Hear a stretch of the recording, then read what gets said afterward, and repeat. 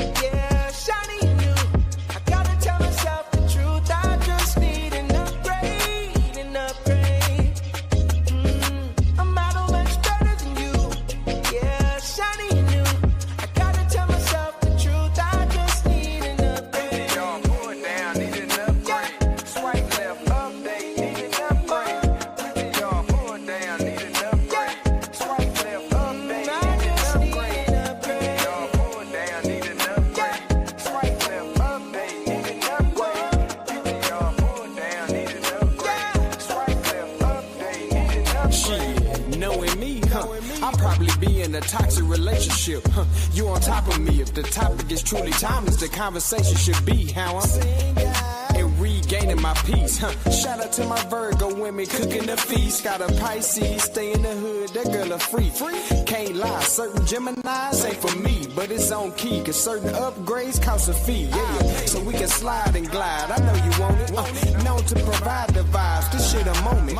Hit the clubhouse, then clubhouse to the morning. Fall in love with the mind, the body is just a bonus. Careful with what I'm searching, Siri be taking notice. All the pictures I'm liking, algorithm is golden. Melanated the lightness, all these women get chosen. Hershey kiss to the forehead, yeah. Tap, tap, tap on your touch screen. Every single day, the same routine. You click refresh once again, and I got the same thing. Tried everything I could do. At this point, I have no clue. I gotta tell myself the truth. I just need an upgrade, an upgrade. I'm out much better than you. Yeah, shiny and new. I gotta tell myself the truth. I just need an upgrade, an upgrade. I'm out much better than you. Yeah, shiny and new. I gotta tell myself the truth. I just need an upgrade. Y'all going down, need an upgrade. Swipe left, update, need an upgrade. Y'all going down, need an upgrade. Swipe left, update, need an upgrade. Y'all going down, need an upgrade. Swipe left, update, need an upgrade. Y'all going down, need an upgrade. Need an upgrade.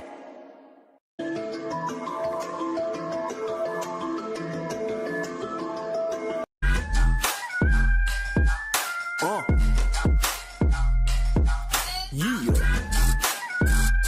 DQ, baby. Check.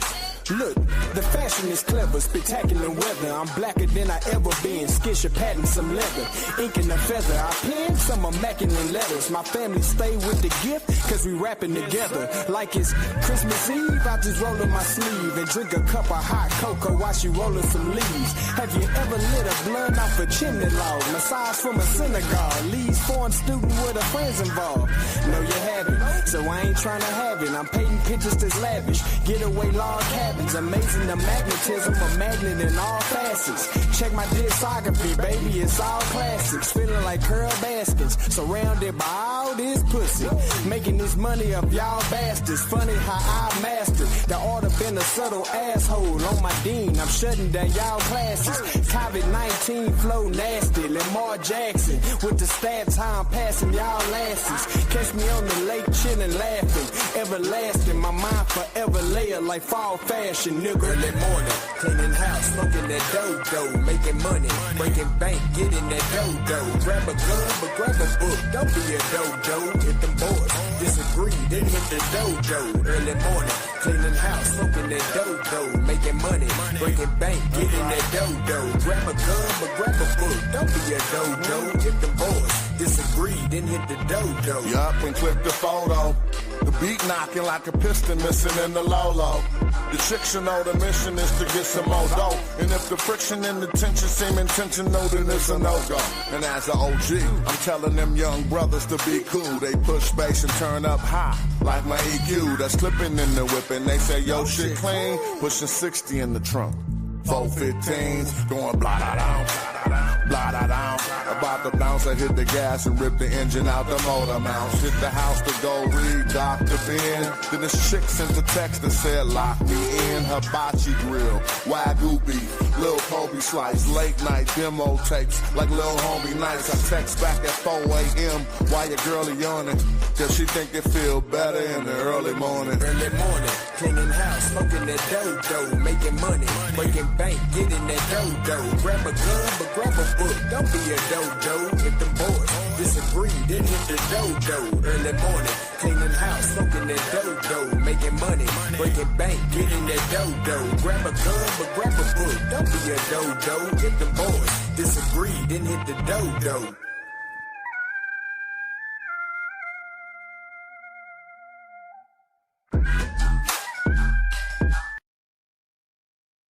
I need profit and privacy.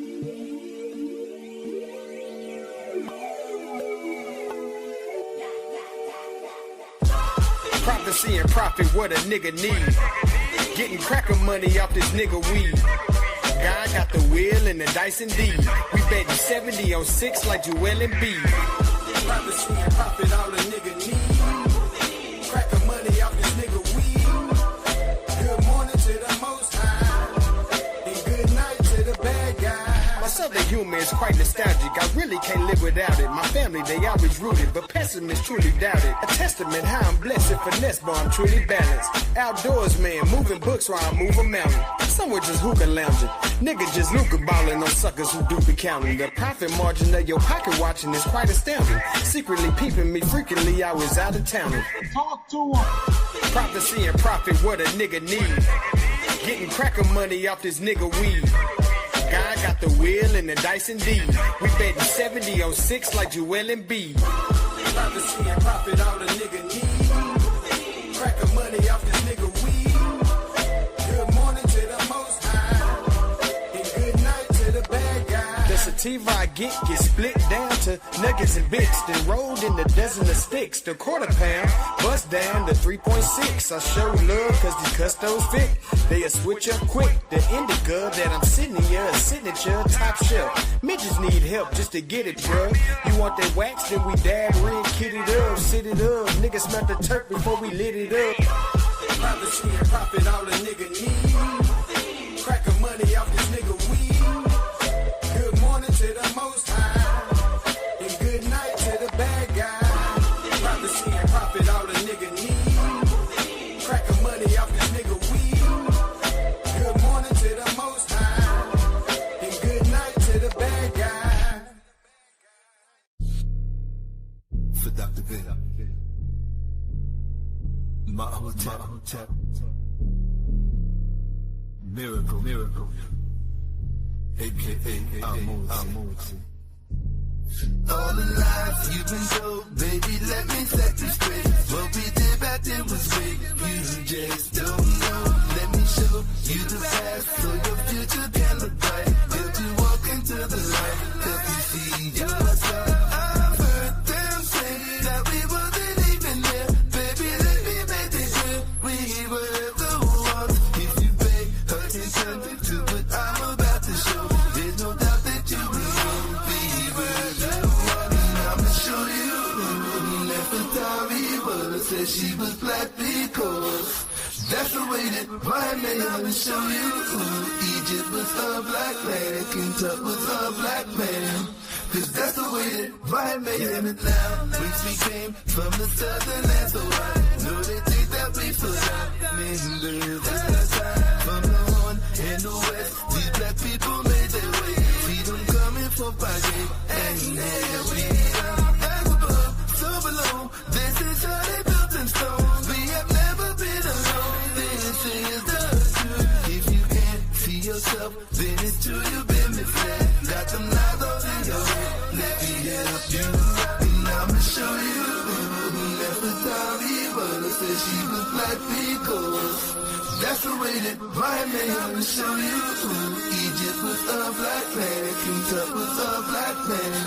Cause that's the way that my man I'ma show you. Our history, it ain't no mystery. Just listen and you understand and show you. Let's get ready to rumble!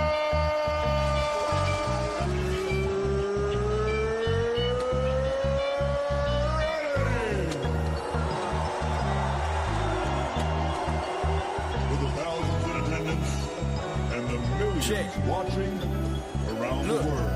Pull up the seat, pull out the shot glass. Hard never is for the podcast.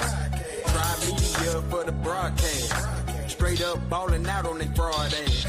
The coalition of bitches, they talk trash. On the mission to fit in your soft ass. Rolling green and clubbing this golf class. Loaded lust couldn't say they lost ass. The campus community streets is all sad. Niggas be dicking the heat, they all laugh. Be conscious of all the sand in the hourglass. Be humble and be prepared when the power pass. Old and young niggas, we all clash. Ideology different, we move the ball fast. Yeah, them chickens is out of season, we haul ass. There's a reason we undefeated, it's all fast. Pull up the seat, pull out a shot glass. Hard Never risk for the podcast. Try media for the broadcast. Straight up balling out on their fraud ass. Pull up the seat and pull out a shot glass. Hard never risk for the podcast. Try media for the broadcast. Straight up balling out on their fraud ass.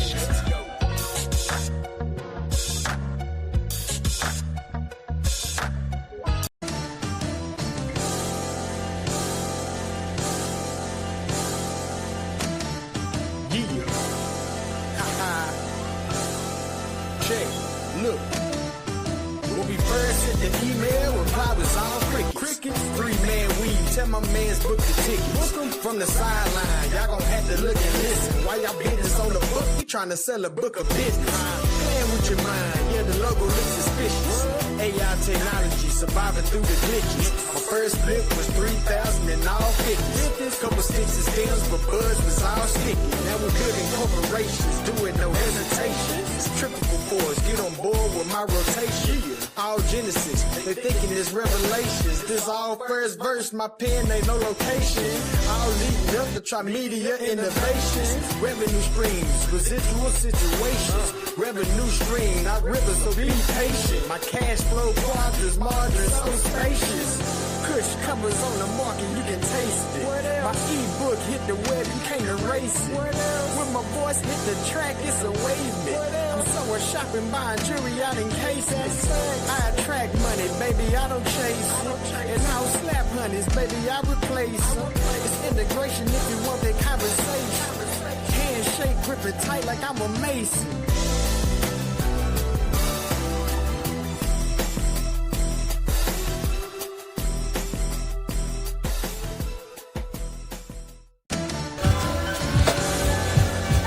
Gotta hit it like tap it in the zone. Share it with the world, make the vibe known. Subscribe to the beat, feel it in your phone. Catch the waves we throw, you ain't alone. Like, share, and subscribe. Keep the rhythm alive, we thrive. Hop on this digital ride. Let's multiply the vibe worldwide.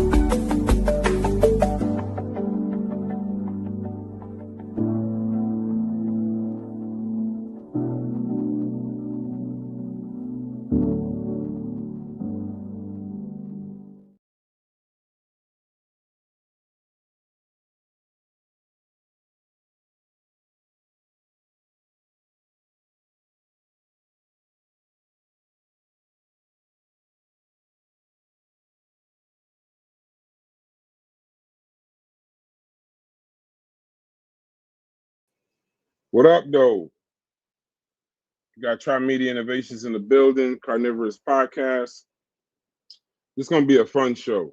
It's going to be a real fun show. This is going to be one of them off the rules shows. Shout out to my brother Chef. Shout out to Carnivorous Podcast.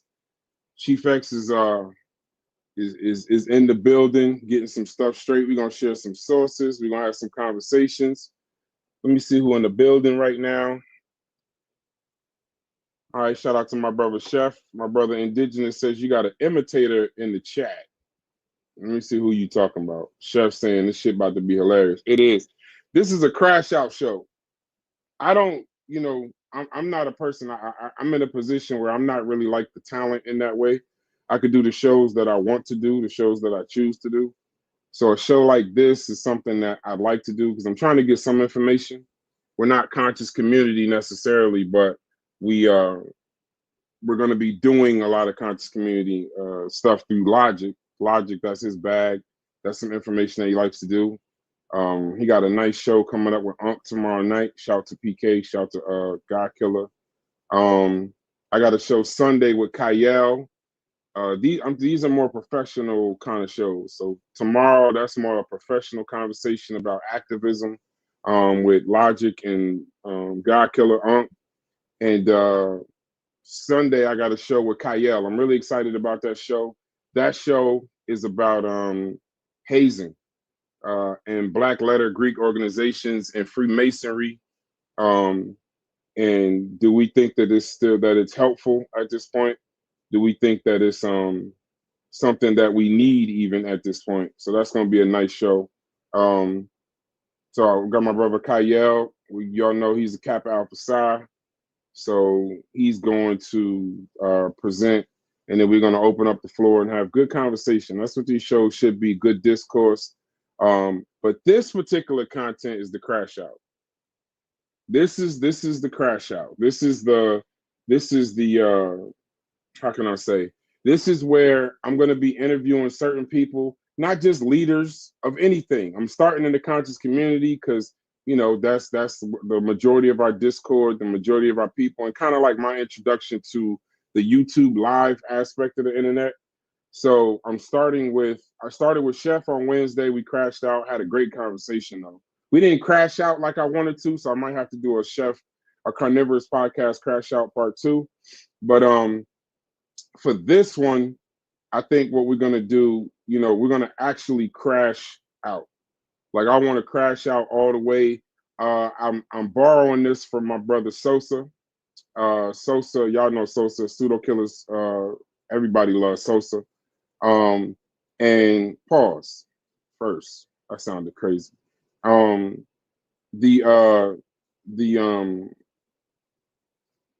crash out was his kind of concept. A show where you could pretty much open up the floor, let somebody get the things off their chest that you can't really have, because the Pseudo Killers, they really do scientific literacy. Smash, he really does like what do you call that? What is the language, Logic? Can you even hear me? You're on mute. Egyptomania? Nah, you trying to get me screwed off with the game already. I'm talking about what is the writing that Smash do? Ain't that his what is that called? Oh, hieroglyphics. The hieroglyphics, right? Yeah. Shouts to my brother Smash and the Magi Archers. Oh yeah, that's gonna be a good one, Joel. It's lagging. Yours is lagging. Nah, I'm good. Okay. I'm good. Ask the chat if I'm lagging or not. It might be me. I got some stuff downloaded. Okay. All right. Well, you ain't. So then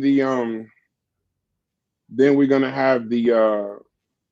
So this is the crash out show. Hold on one second. This is the crash out show. Logic, take over for 1 second for me. Yeah, I heard Chief X has some interesting views he want to come share about Trump. He's gonna try to double down on his claims about exposing the fake activism in the conscious community, lies in the black political game. I'm actually coming into this blind, which is how I wanted to. I haven't talked to Chief X before this. I haven't Like even the title is new to me. Like I had no idea that's what the topics were going to be. I thought he was just going to get up here and mag out for about 2-3 hours, which I think he can.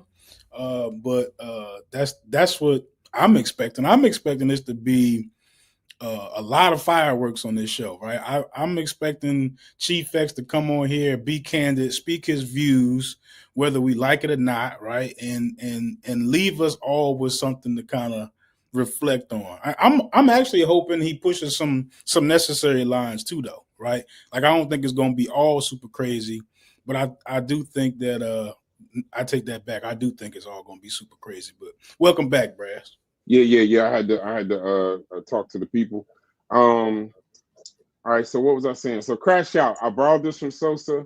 I thought it was a great show. I think Sosa did one Crash Out show and he didn't do any other shows. So I always wanted to do it, but I'm respective. China doesn't respect American IPs, but I do.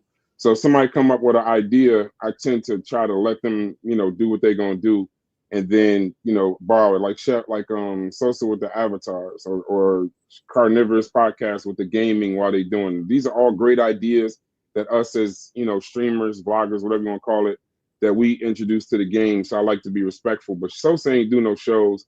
And I've been wanting to Crash Out because that's a good show.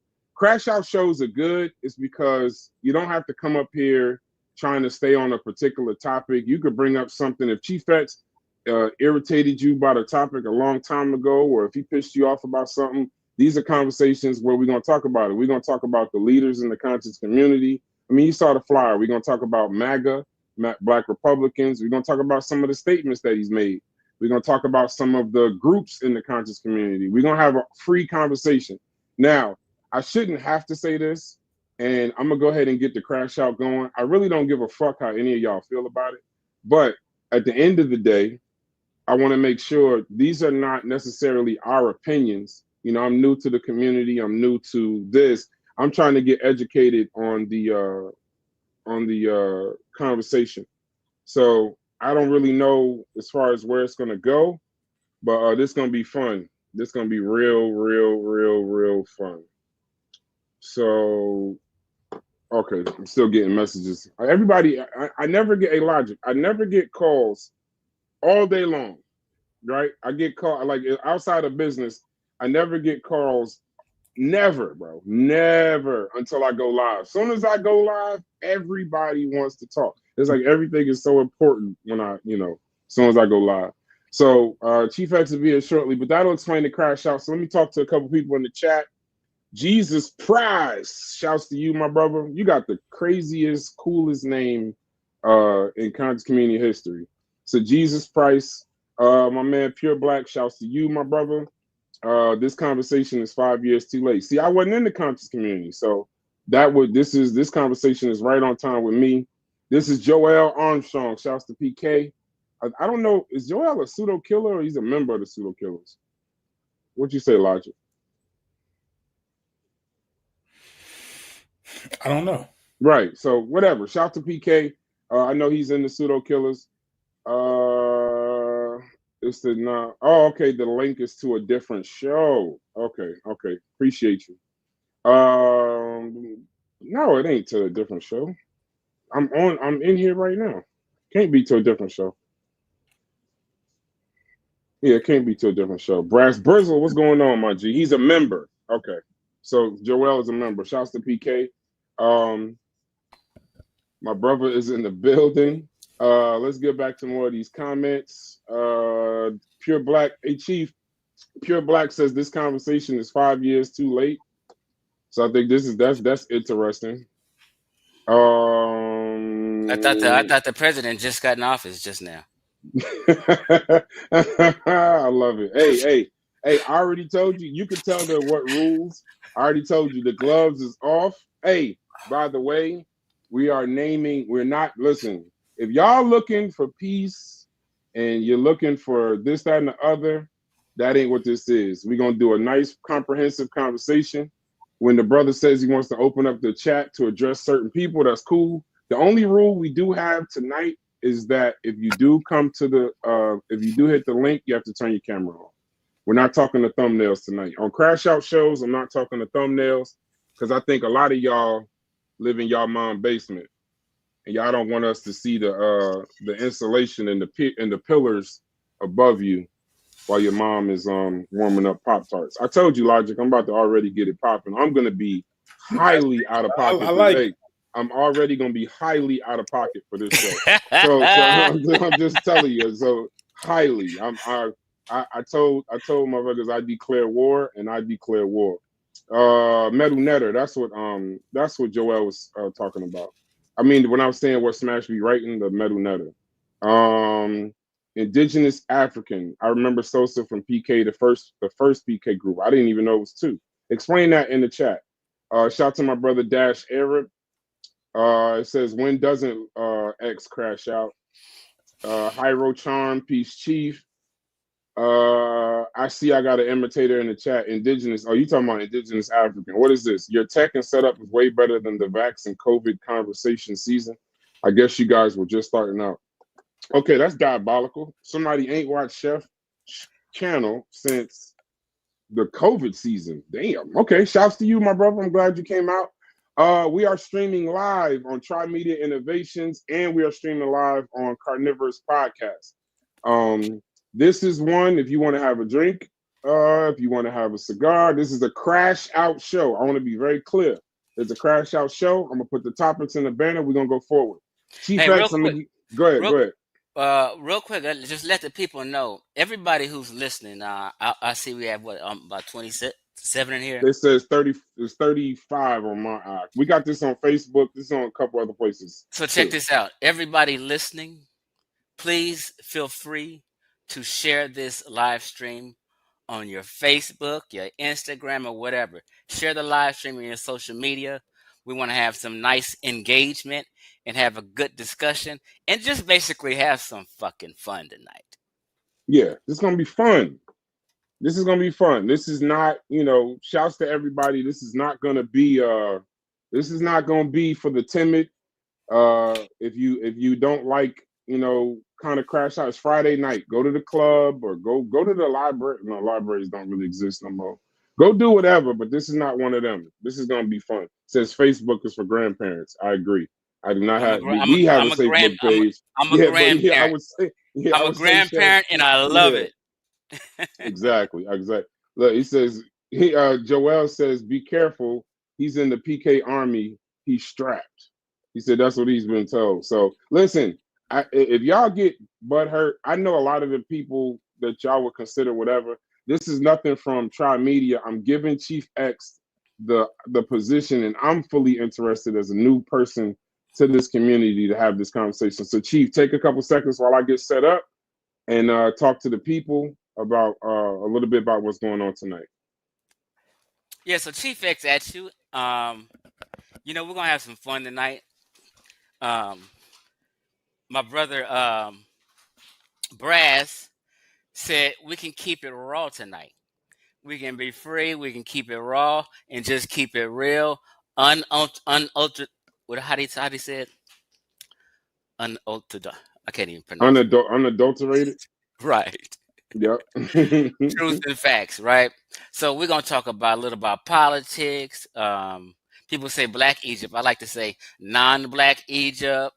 We're gonna mention ASCAC. We're gonna mention activists that's been in the community for decades and what good are they and did they help? We're gonna talk about a whole bunch of things.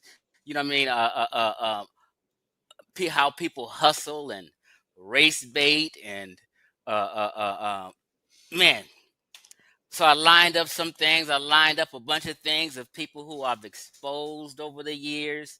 I've lined up how far back the non-Black Egypt discussion goes. When did it start? When did I turn? You know what I mean? It's just encompasses a lot tonight, right? And we're going to keep the chat respectful, right? If nobody disrespect you, there's no need for you to disrespect them. If you don't like whoever's on the panel, oh, well, get over it. We're having an adult conversation, but we're having a raw adult conversation. You know what I mean? Somebody said something about strapped. Was that you, Brass? Yeah, Joel Armstrong. He's a member of the. He said he was. I'll just read the exact comment so it don't get confused because that's my brother. I shout to Joel. Um, he says I've been told that he's in the PK Army. We was talking about pseudo killers. I didn't know if he was an actual pseudo killer or a member of the pseudo killers. So I said, we got pseudo killers in the building, and he said that he's been told he's in the PK Army. Be careful. You should be careful because he's strapped. Wait, 'cause I heard strap. That's how somebody was talking. I said, wait a minute, talk about strap. What? We already started. What? We've It's hot already, tonight. we've Well, already we got started. the daggers. We cutting heads off tonight. Guess where I got this from, Brass? Where'd you get that from? When I went to Ghana, I bought about 20 machetes, right? This is one of them, right? And they Mm-hmm. got these little rough edges, right? And they come in this little case. So I was selling them to folk because folk just wanted a dagger that's homemade from Ghana. From where? From our people. Our people Mm-hmm. ain't in North Africa. So in Ghana, they keep a lot of these, and I bought 20 of them, and I was selling them to my people. I took a suitcase just to buy stuff and sell it to my people. So when I was out there, trip thing though, Brass, this is a little education. They really don't manufacture steel, right? You know, the manufacturer of steel starting in America was Carnegie. And we're going to talk Mm-hmm. about, I want to talk about this movie called The Men Who Built America too. Oh yeah, I follow it. That I movie follow was, it. The documentary. They talked about if, Henry Ford, Carnegie, it, Rockefeller, all of that them. shit, Yep. yep, that shit, if you haven't seen the documentary, it's like a 3-part series, The Men Who Built America, you missing out. It will change your understanding of a lot of things. So when I was in Ghana, on this steel that they have that they made these machetes with, it's a British steel. Mm-hmm. so all the steel they get is from Britons, who was, you know, like their colonizer. I just have All this right. here on my thing. So let's just go ahead and get it started. So there's a number of topics where we could start. So you tell me, I mean, you know, kind of like the range of conversation that we're gonna have. You tell me the conversation. You tell me where you want to start. I mean, we got conscious community, we got non-black Egypt, we got politics, we got Republicans, Donald Trump, Kamala Harris. Where did the Democrats fail? Where did they succeed? You tell me, because I got questions for you, but I want to get into the conversation before I start. Now, And so go ahead. let's start with politics. Okay, let's start with politics. And when you say whether the Democrats fail, All right, no. Let me lay the banner down. So first off, we're gonna start where did the Democratic Party fail? We'll start there. So where did the Democratic Party fail? This is all live on the fly. I don't got none of my brothers here. It's Friday night. Now, what do you consider yourself? This will be one of my first questions. One of the things, because I don't have a Facebook, but Tribe Media does. One of the first things that come up in conversation in regards to you, you're notorious for wearing the MAGA hat. Notorious. You've lost friendships for wearing the MAGA hat. I know you did not just salute when I said MAGA, but you're notorious for wearing the MAGA hat. President in Chief. So I have to ask you, do you consider yourself, before we start talking about whatever, do you consider yourself a MAGA Republican, a Black Republican, or just a Republican? Where do you stand? No, I'm a registered independent, right? Okay.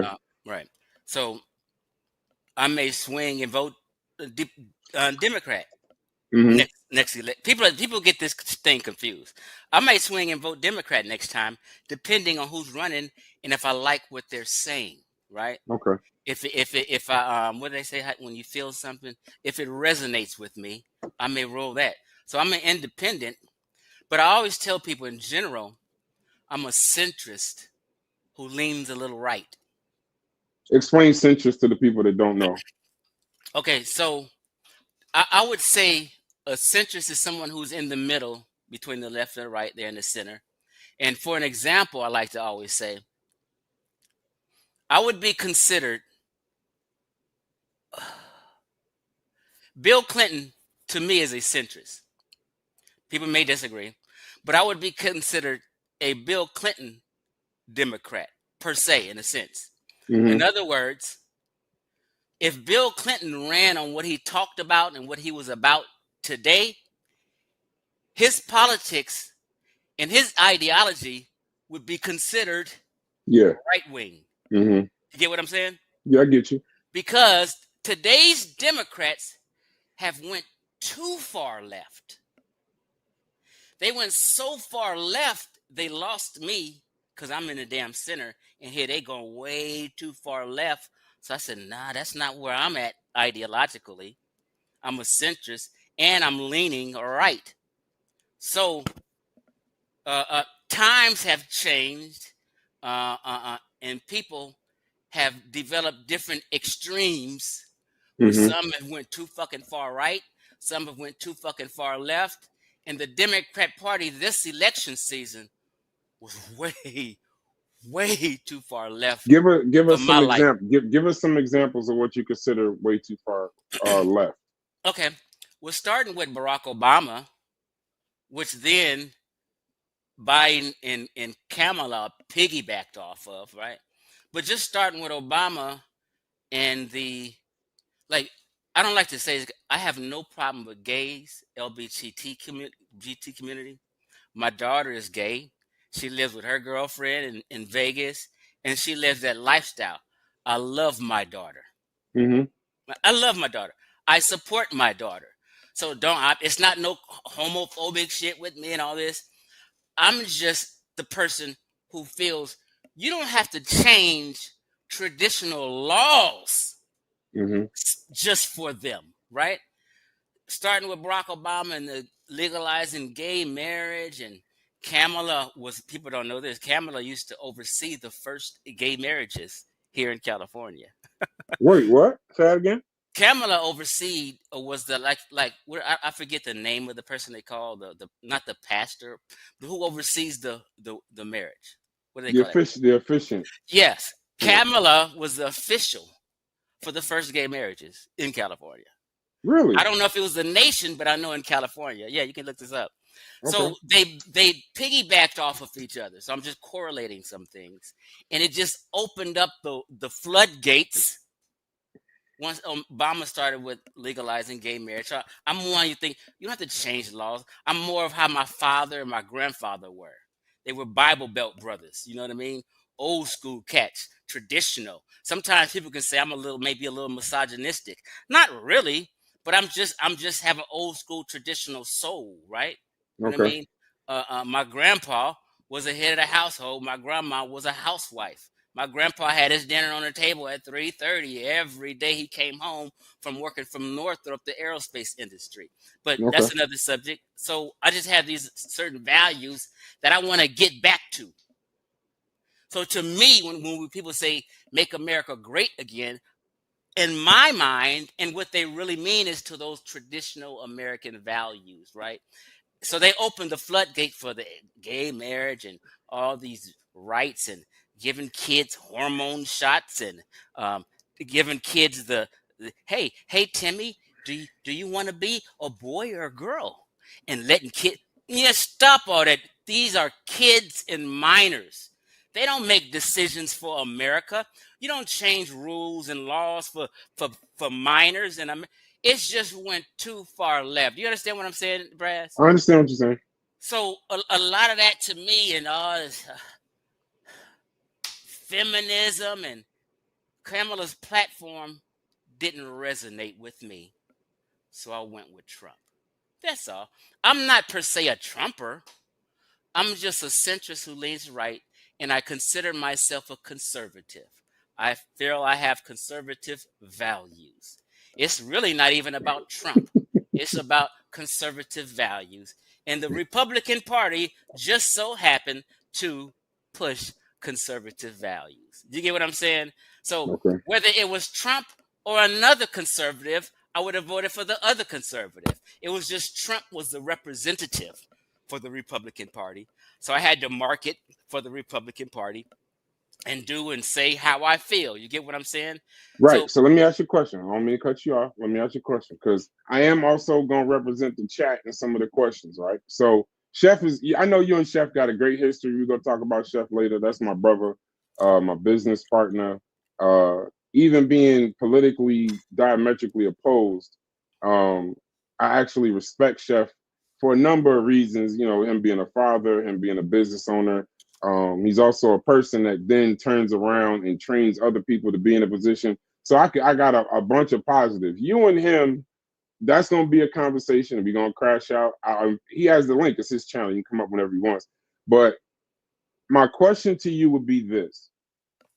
When you wear the MAGA hat on in a picture and post it, what are you doing? If you're not a MAGA, if that's gauging what I'm hearing, then is this like trolling? Is this marketing? Is this what are you doing? it's part of marketing. Okay. I'm trying to represent a black man who feels a certain way about a certain candidate. So I'm letting people know I'm representing in marketing MAGA today because Okay. that's who's running. It's just like if I had a sign in the middle of my grass in my yard that Mm-hmm. says Biden and Kamala, Mm-hmm. Democrats are representing in marketing who they're voting for. This is just marketing. It's really not about Trump. But I forget your question because I was going to say something. No. My question would be: shout out to my brother Logic. Shout out to my brother DQ. We're gonna have guests, but it's Tri-Media guests for now. Anybody Carnivorous Podcast. Then we'll open it up to everybody else. My question though, shout out to my brother DQ, shout out to my brother Logic. DQ. My question though would be, now you know what type of feelings that this is gonna drum up to see a black man wearing a MAGA hat. I remember your question. Right. Yeah. Partly I am trolling, definitely. Okay. I'm very honest. Partly I'm trolling, partly I'm fucking with people because I know it's gonna get under their skin, and I'm being humorous. I'm doing all the above. I'm being real. I'm being raw. I'm being honest about who I voted for. I'm being honest about why. But see, too much honesty fucks with people. So I'm trolling. Yes, you're right. I'm fucking with people. I'm trying to put their panties in a bunch. I'm trying to ruffle feathers. I'm doing all the above to start conversation and controversy and have fun because I can do that. As grandpas, we don't give a shit no more. Yeah. At this point, Grandpas don't give a shit. We can say what the hell we want to say. in We the didn't vein of live. having, this I We can love how this is critique. going. We can do what the hell we want to do and say what the hell we want to say. In having fun, did you have? Because listen, I voted Republican also, but I didn't feel like and I kind of guess I feel like you a little bit. I didn't like how the whole thing played out with the Biden running, Biden not running, not opening it up to the rest of the Democrats, just pushing Kamala Harris. And in all respect to Kamala Harris, they put her in an impossible position roughly 90 days before the election and all of that. So I get that part. I mean, this has nothing to do with her. Kind of forcing her to kind of do Biden's policy. That was a whole nother thing. Yeah, yes, sir. So, but here's my question to you. I will not lie and say I wasn't conflicted with some of the ideals. Like you said, I'm not a grandfather yet. I have children though. How did you feel when it seemed, or do you think that the conservatives are doing a attack? You said your daughter was LGBTQ. Do you feel like the conservative attack, quote unquote, on the LGBTQ and you voting for it is kind of like a contradiction? Do you understand where I'm going? Mm-hmm. Like, do you see how, like, even if you would vote for Donald Trump, right? Because you felt like you couldn't vote for the other side, where it hits home is if they're kind of attacking a specific group, it falls under DEI, but they're attacking a specific group, trying to remove all of that. You know, he immediately said there's a man and a woman. That's it. Were you conflicted at all when you voted, knowing that, or did you think it was like a smokescreen? Kind of get into that. No, because I tell people have to be themselves, right? Right. Every Christian don't believe the same as every other Christian. Some Hmm. Christians may believe Jesus literally walked on water. A Right. lot of Christians don't literally believe that, right? Right. So I, I, I, I, I may go against some things Trump feel. Like, for instance, the majority of conservatives do not represent or push people getting reparations. I'm a conservative who push getting reparations. I will advocate for reparations, unlike another conservative, even Right. unlike another black conservative. Right. So I'm not in cahoots with anybody. Everything I do and feel is based on my own personal feelings, Okay. not what somebody else has said. You get what I'm saying? No, I get it. I get it. I get it. Okay. So where do you? So I know how I think that the Democrats failed in a sense. In short, so I can move on to the next topic. In short, where do you think the Democrats failed in the election or through Biden's presidency, where now America is at the election night basically told America, we're not interested in the Democratic Party right now. With the America, based on the results, the popular vote, the House, the Senate, um, where do you think that they failed? What did they do in your mind to fail, or do you think they failed? I'm so glad you asked that, because I have the perfect answer for that. Hold on, let me get to it. And can I share my screen to answer Yeah. this? Okay. Real quick while you're doing that, Logic DQ, what up? I ain't gonna do that. I just wanted to get through that little piece before I announce my brothers. Shout out to my business partners in Tri Media Innovations, the illustrious DQ. We got the EP show coming on Monday or Tuesday. Tuesday. We might push it to Thursday. But yeah, Tuesday, Thursday we're gonna have it going. But right now we locked in Tuesday. Okay, cool. Okay, cool. Shout out to you, my brother. Logic, what's going on? You got a show tomorrow. Talk a little bit about the show tomorrow. Just a little bit, man. Me and Unc, we've been having some discussions about what we actually disagree on. And Unc feels like you can't separate Africa from activism, and I feel like you can, right? So he's gonna lay out his side of why that makes sense to him, and why what I'm saying doesn't make sense, and I'm gonna do the same. I'm gonna lay out why I feel like you actually need to remove Africa from activism, and explain that, right? So I think it's gonna be a good, healthy conversation. There ain't no real contention there, but we do have something that both of us can dig our feet in. This is where I'm at and you over there, right? It's not even a huge disagreement, but we actually do, we found something that we could, disagree on publicly. That was a good thing. So that's pretty much what it is. I don't have his side of the argument, but my side of the argument just basically hinges on, if you need to include Africa in your activism, then you start to dilute what your activism is, right? At that point, you almost are making a decision between how effective is my activism and how African is my activism, right? To me, that's a clear separation there, and I'm choosing effectiveness every single time. So I can't wait to hear what he has to say. When he started to explain it, I just said, "Come on, we just gonna do a show, right?" And we done locked it in to tomorrow at 8:00. We got that. Hey, your big brother Chef. And once again, I didn't say this, and I always say it, and I say it on purpose for a reason. Us and Carnivorous Podcast, Tri Media Innovations, and Carnivorous Podcast. That's Chef and Corey. Y'all know who that is. We're business partners, and we allow each other to use each other's channel through that partnership.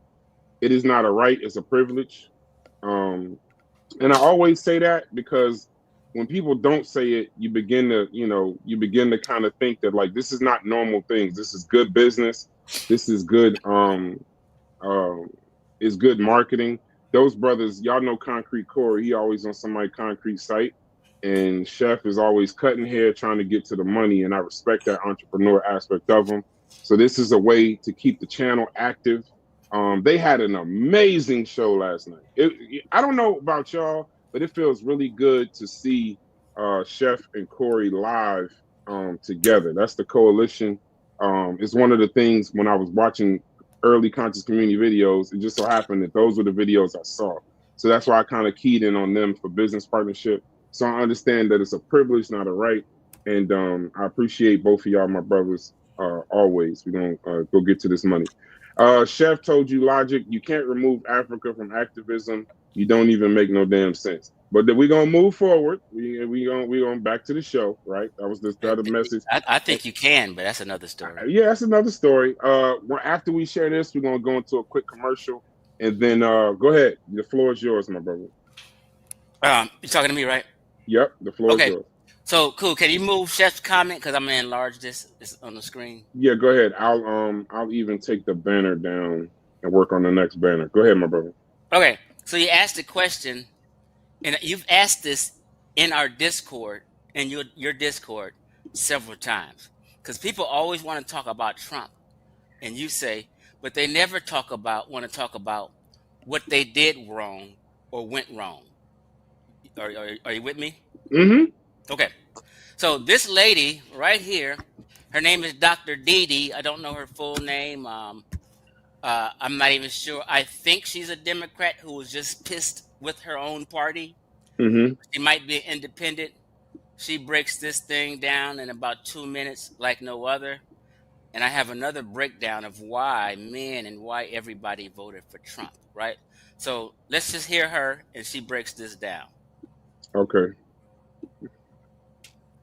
Now, mind you, this is the context of right when the election was over, maybe a day or two later. So a lot of stuff we may talk about may not be stuff from today into between the elections over and today. So she broke this down maybe about 2 days after the elections. She was pissed with the Democrat Party. Let's go. Okay.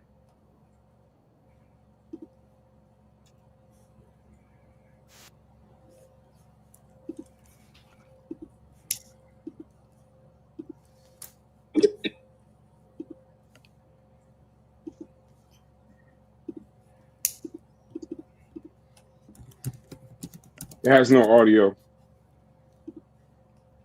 You don't hear no audio? There's no audio. Oh, hold on. Wait. That's on my part. Go ahead. And they were talking about the people. Let's start her over real quick. Let's listen to Dr. Didi. Well, the elections are over, and we have all the Democrats trying to figure out what happened. How is it that all of these people in the country, over 50% of the people of the registered voters in our country, voted for Donald Trump? What happened?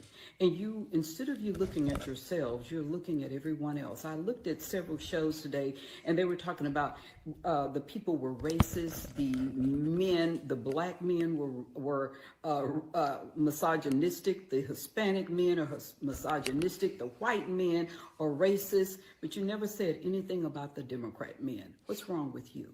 You have spewed hatred. You have had nothing to tell the American people to make us want to vote for you.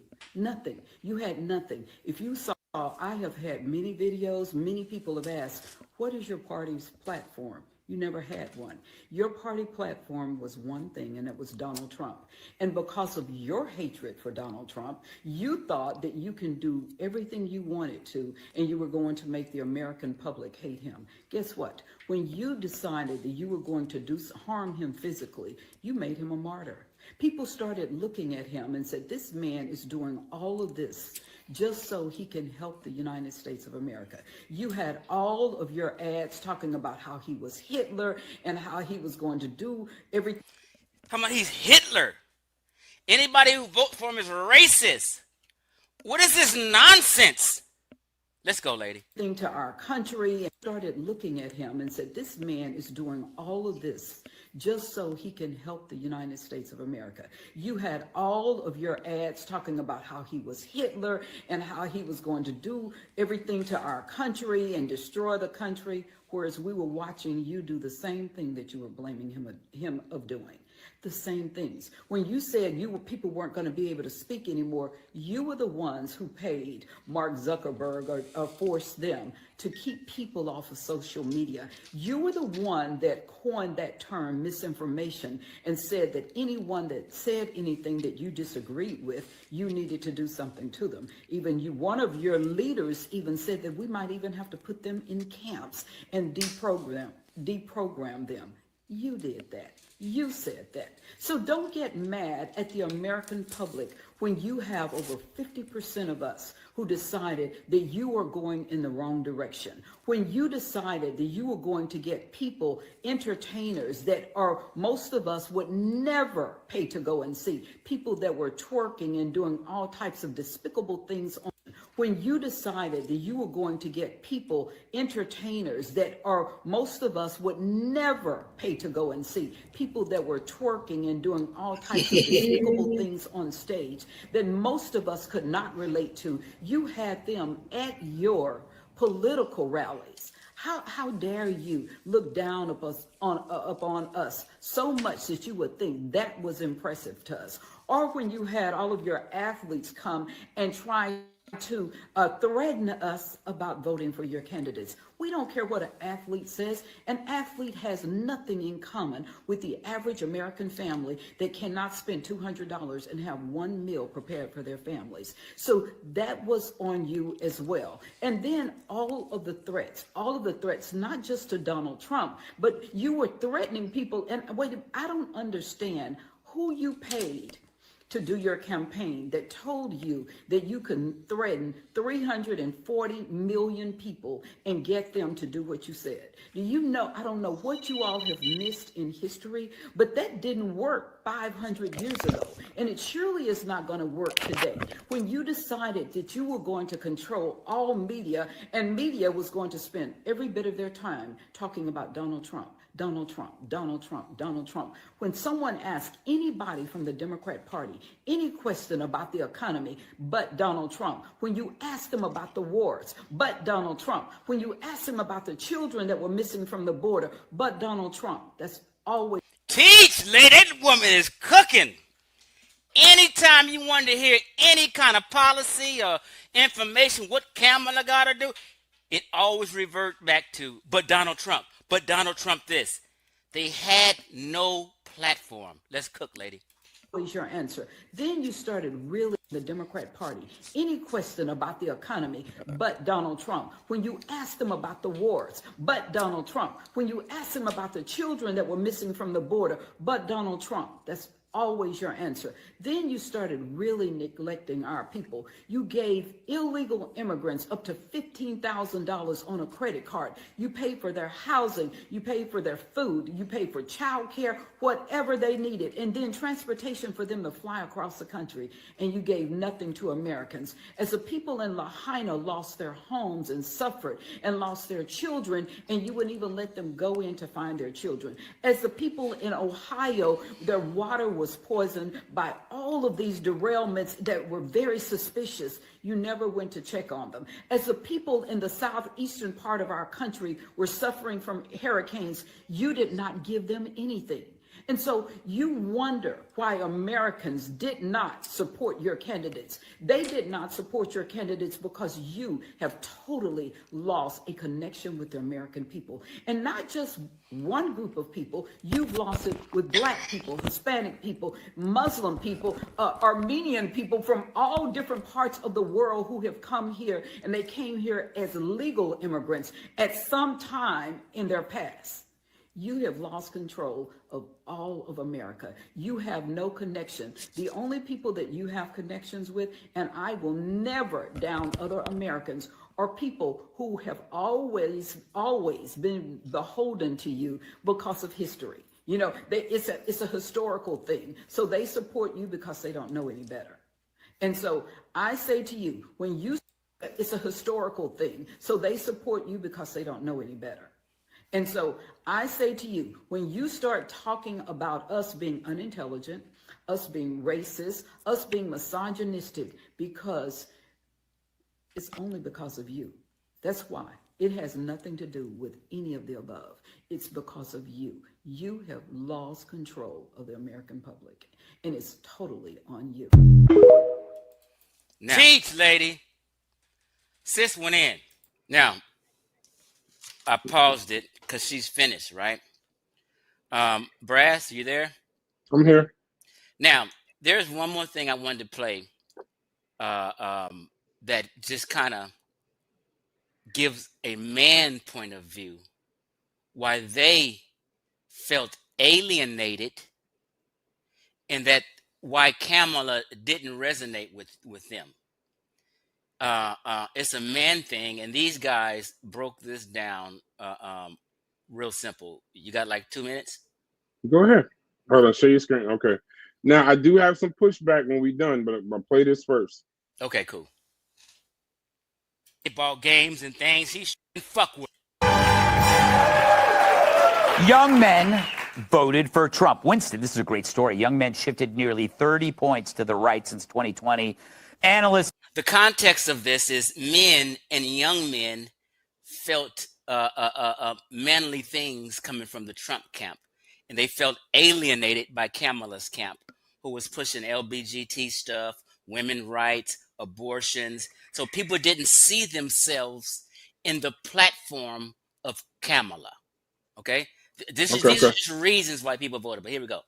Say it's because of the new media, masculine cultural figures help them appeal to Gen Z guys. Say it's because of the new media, masculine cultural figures help them appeal to Gen Z guys.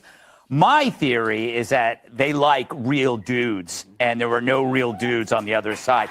Is that they like real dudes, and there were no real dudes on the other side.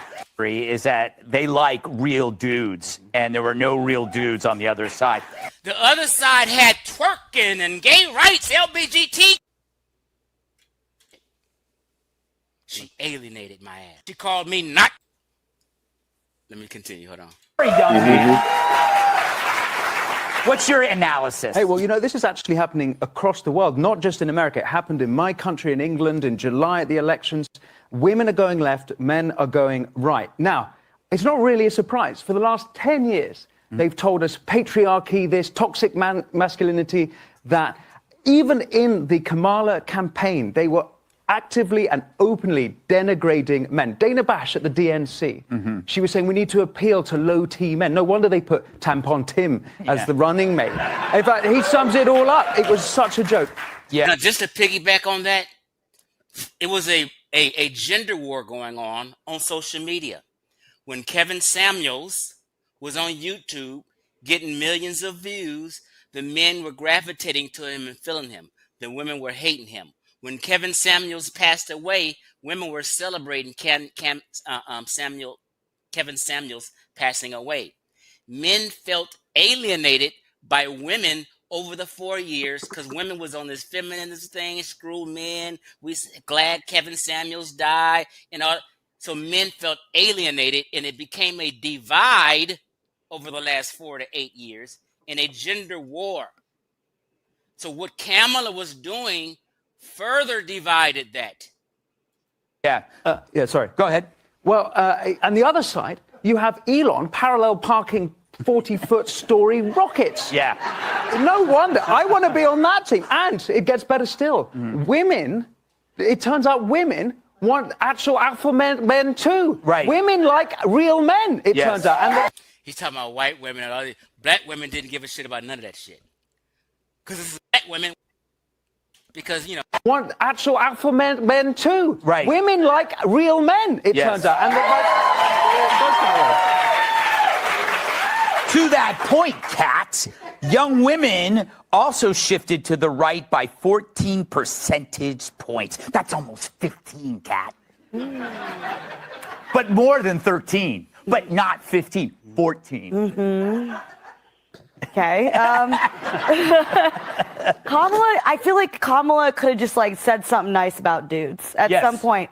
I was looking at her Twitter, X, whatever it's called, and I just searched the word. Kamala, I feel like Kamala could have just like said something nice about dudes at some point.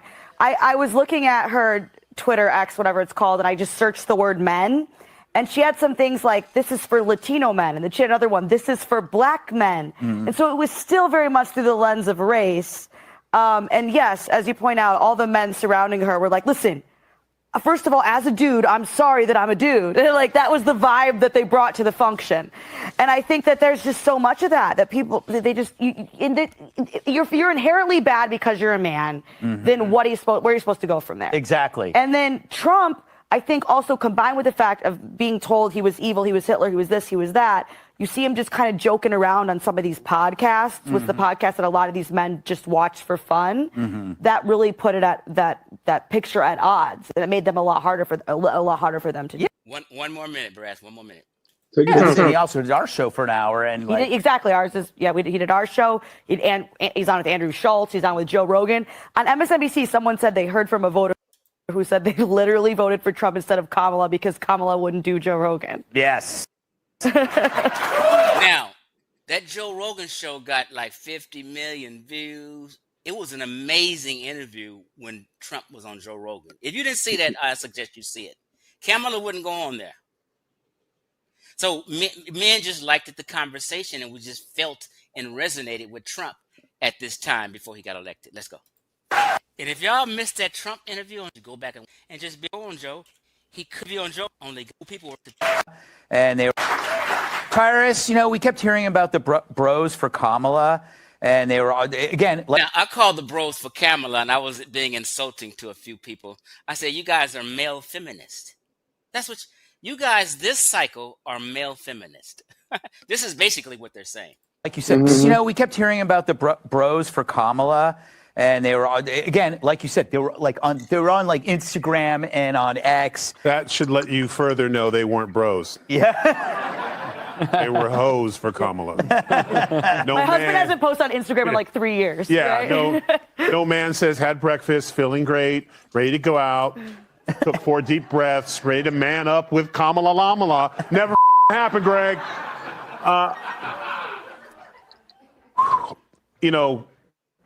President Trump is... Now, I'm going to pause it and kill this, but I'm going to let you know what he basically was going to say. Let me stop sharing my screen. Hold on. How do I stop sharing? Okay, stop sharing my screen. Okay, there we are. So the next two guys, I didn't want to belong it, because this is kind of directly answering Brass's question, where did the Democrat Party went wrong, right? So the next few guys is basically saying Trump was doing men things. Trump was he's at UFC fights. Trump was he's at all the sporting events, right? And men, when he shows up to these sporting events and basketball games and stuff like that, I think he was at the Super Bowl, right? He was at the Super Bowl. So Kamala and Biden and them people aren't at sporting events and men things. And so Kamala wasn't resonating with white men.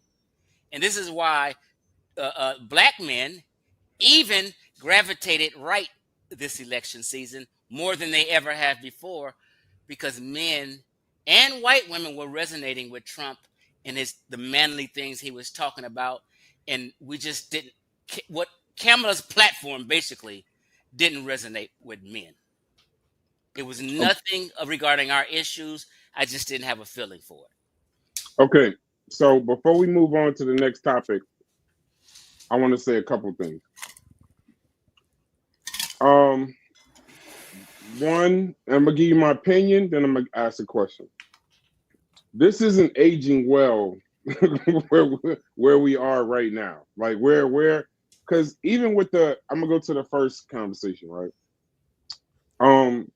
The lady that was speaking, a lot of the things that she named, and this will lead to my next question. A lot of the things that she named are things that, and as a Republican, right, that Trump actually began to do. He began to attack the Constitution. He did say he was going to bring up tariffs, but he didn't bring up an all-out trade war with our friends and our enemies. He didn't bring all of this stuff up. He didn't bring up a lot of he said he was going to go after the government with Doge. I think the Elon Musk situation was misrepresented, but He didn't say he was going to fire 200,000, 80,000, this, that, and other. He didn't say all those things. So her comments at the time, not knowing, but the beauty of it is now we're almost 100 days in, and at 100 days, that's when usually the president has a speech, gives his grade as to what he's doing, where's he at. So here's my question to you. In regards to the first clip, would you agree that everything that she said is not necessarily aging well based on Trump's actions once he took office? Would you agree to that? Yes. Okay. So the second part is, even in that conversation, But go ahead. You have to mind you the context, and she was only speaking. That's why I said. That's why I gave it a caveat, meaning Okay. she was speaking. She's not speaking on what happened after the election. Mhm. She's speaking on why the Democrats lost and where they went wrong. So you got to No. I get that context. My point is, now that we're 80 plus days into Trump's presidency, all of the kind of things that she was kind of saying for the Democrats, it's kind of like it just the comments that she said, to me, in my opinion, they just didn't age well. But we'll leave it there. With that particular conversation, I'm with you. Okay, with that particular conversation, in the roundtable, I watched a lot of the stuff election night. I heard things from Democrats, on MSNBC, CNN, of them saying how the shouts to Chris Harris, he in the building. I'd love to do a crash out show with you, my brother. Would you say, I don't like to get everything from Fox News per se. I watch kind of like the House things live, the 12-hour House, things. I listen to them, record them, whatever. So that's a Fox News thing. That's their opinion. That's strictly like kind of supporting conservative views. But in my question, knowing what you know now, where Trump is now, the trade wars, the attack on the Constitution, whatever good things are done, a lot of the stuff, whether it being highlighted or being true, Trump is fucking up a little bit. I mean, I could take a look at my own portfolio. I could point out a number of things. And Chef, shouts to my brother Carnivorous Podcast. Chef asked me a question today that people have asked me, and it's probably, they haven't asked me in a few weeks. Chef asked me today. And he asked me would I still vote for Donald Trump based on what he's done so far in the first 80 days. And I had to say no. And here's why. Because I think he misrepresented a lot of the stuff that he said he was going to do. I'm one of those people that looked at a lot of the stuff, listened to him when he said, I'm not going to do this, but I'm going to do this. I'm going to do tariffs, but not everybody. I'm going to do birthright citizenship, illegal immigration. He didn't mention all this El Salvador, sending them to prisons and all of that stuff. Kind of like an attack. I'm more of a constitutional person. That's my degree. That's my life. And I had to say no. Knowing what you know now, based on, we're not going to be in November. We're in April. Knowing what you know now, based on what he's done, would you have still voted for Donald Trump? If yes, why? And if no, why? Just explain both ways. How can I couch it? I think it's personally, I would say I think it's a little still too early to judge. I may like even when Trump was in office, I used to tell people, Trump is a horrible speaker. He's a horrible orator. Sometimes he has a funny style and some weird stuff. Mm-hmm. So he's never going to win you over with a speech. He's horrible. Barack Obama can make a speech and have you catch the Holy Ghost and things like that. So still today, just to answer your question, I would still probably vote for Trump because I still think he's the lesser of the two evils, if I want to put it that way. Just say both Trump and Kamala is horrible. I would still vote for Trump because I think he would be the lesser of the two evils. I don't think Kamala had a platform that would benefit me as a person. Also, all my black friends who are self-employed or have their own business, and especially me, just speaking for me, man, this last 2-3 years before Trump got elected was the worst time financially for me in my adult life. And I'm very honest about that. I was starving these last 2 years, unlike any other time. And when Trump was in, that whole entire 4 years, whether it was his doings or not, I was thriving. The most I've ever Can I ask you a thrived. question? Sure. So, like, the way I'm just interested. Let me finish with this last sentence. Go ahead. I don't want you to So lose with your me, there's no way I could vote for an administration that I starved under over an administration that I did extremely well under. Go ahead. Yeah, I was just I was going to ask you about how you like the words that you chose, and that could have just been like, you know, you just going off the top of your head, not necessarily like prepared to say it a particular way. But you said she was the lesser of the two evils, right? I would describe it like that. Like my personal experience, I would say I felt like Trump was super risky. But I wouldn't have you know, considered Kamala to be like evil, right? I think that word might, I guess, just probably fits Trump a little bit better. But like, so I guess, like, what would you say? You know, what would you say was kind of evil about the stuff that she presented, like that you felt was super harmful? Well, I wouldn't say any of it is evil. It's just that it just doesn't resonate with my ideology. I'm not, certain things she pushed. It just doesn't do it for me. That's all. I mean, I like wouldn't say either. I wouldn't say either one is evil. I do know Trump is more of a people person. He seems like a nicer guy, just as a person, a human being, just to talk to. All I do know is, back in my day when I was younger, everyone loved Trump. Everyone rapped about Trump. All the black activists loved Trump. He was a good person and a nice person to talk to. No one hated Trump until he got elected. This is just a simple fact. So he was always cool with the black community, and they always loved him. Even Jesse Jackson, an activist, did a whole honored him for helping the black community in New York because he gave them a lot of jobs. Okay. No, I feel you. I mean, I'm trying not to get hung up on it, but like specifically, like some of the stuff that she said, like she was going to give middle class Americans tax breaks, right? She said that she was going to put like a bunch of low income housings all over the place.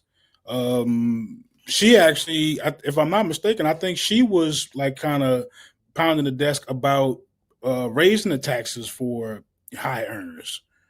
Remember, she was going on about like, what was it, the capital gains? She was attacking capital gains and stuff like that. Like, I mean, so I'm trying to figure out like what she put out there that you actually didn't like. Was there something specific or? So when you do that, you're talking about when people are campaigning to the American people and telling the American people what they're going to do for them. Okay, so this is what you basically said. So what happens in that, both sides fucking lie when they're campaigning. For an example, both sides said, and Kamala's on video saying, we're going to get these groceries and gas prices down for you. Well, they was kind of high in your administration. Now all of a sudden you're going to get them down. Trump says we're going to get these groceries and gas prices down for the American people. And they're making promises as they're campaigning to the American people. And both sides fucking lie. So, like, I can say my side lies, but most Democrats, like Logic, you can't say, or I never hear you guys say, let me not say that. My side of the party be lying their ass off. Oh, like Democrats I can be unbiased and say that while other people can't be that. So, for instance, a president don't have nothing to do with changing the prices of eggs and gas when they jump up in office. That's something that takes several years through certain tactics that they do. So when everybody is making campaign promises, everybody's fucking lying. So everybody lying. Like, how did you know what to take serious? Well, because I wasn't going based off of them telling me what they're going to do for me. You know what I mean? Okay. I do it based off my principles and values. That's what I vote for. I don't vote for. This is the thing I always tell people: don't vote personalities, vote principles. Because Is a when people principle get, different from policy? it's all your policies. What the policy is, it may jive with your principles you have, right? So what I'm saying is, people get caught up in personalities and the person instead of what their values are and their ideologies are and how they really feel about things in life, right? But if you just voting based off of personality, you screwing up. Mm. So like when he I was mean, that's talking nothing. It's about, nothing to debate. I'm just saying that's no, just. I mean like so when he was saying things like he wanted to get rid of the Department of Education and the Department of Justice and Department of, like, you was all for that. Let me tell you why. Okay, go ahead. My girlfriend's an assistant principal at a high school. Okay, I've shared videos of doctors who work in education telling you that the Department of Education has failed black folk. The Department of Education has been scamming, and there's a big bureaucracy where they're skimming money. They're not placing money in the proper spots it belong to. It's political. Okay, which Department of Education started with Jimmy Carter. There was not always a Department of Education, right? So I'm telling people, because people don't understand, they just think, oh, they want people dumb. No, just like the DMV, gave the Department of Motor Vehicles to the states for the states to control. So they're giving the Department of Education to the states to control because people feel that the states can do a better job. My girlfriend, who's a school administrator, she feels the states can do a better job. But people haven't looked into this and say, you know what, maybe the states can do a better job. Maybe they know their states and their constituents better than the feds do. Maybe it won't be so much bureaucracy and paperwork when the state deals with its state's education system instead of dealing with the federal system, because we want what? Smaller government. Make this shit smaller. They don't have to be in our business about everything. Some things can be local issues. So a local issue can be dealt with better by its own state, and the state having control of the state's education, just like the DMV has control of motor vehicle situation. Can you imagine if the feds were still running horse and carriage shit and stuff, how complicated people would be trying to get their licenses and motor vehicles registered and all? It's too much. Break this stuff down, make it smaller. You get what I'm saying? just listening to what you say. It sounds like you are more comfortable with southern states having no oversight over schools. Like that's people. That's why I said people would think that there's going to be oversight. Nobody's just going to run rampant and do what they want to do. I mean, everybody has to answer to somebody. You know what I mean? So who would? I mean, but if there's no Department of Education, who are those states answering to? I'm not that deep into knowing the answers to those questions, but I do think the state can handle it better than the feds. No, I got you. So he resonated with your principles, not necessarily policy. I don't want to get hung up on all that. But go ahead, Brass. Okay, so I want to move off politics for a minute. So just to recap, you're not a MAGA Republican, but you would consider yourself a centrist, but you lean right, basically by force at this particular point. You chose to go right. You have voted left before, but you're not MAGA. That's one of the things I wanted to point. Even though you wore the hat on Facebook, you admit that it was a troll. So that's I get that point. I want to move to the conscious community. Now, the majority of the people in here, this is the conversation that they wanted to have. Shout out to my brother, Chef. And just for the audience, know I'm not a politics guy like that, so I'm not that knowledgeable. So don't charge it to me and act like I'm sitting up here know about policy and politics. No, I'm not that guy. But if I can only give you what I do know. You know what I mean? Okay. So now this is the part of the conversation. This is a crash out show. I gotta run a commercial in a second. The hit's gonna kill me. But it's a crash out show. I'm not naming names to start a whole bunch of bullshit.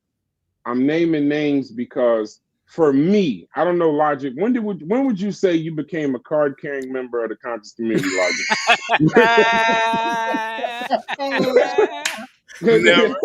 Never, because the conscious community ain't real. They don't pass out nothing tangible, so I ain't never had no conscious community card. Nah. Okay, so this show tomorrow about what you would on how to take the Africa out of activism. That ain't got nothing to do with the conscious community. The show with Professor Smalls, that ain't got nothing to do.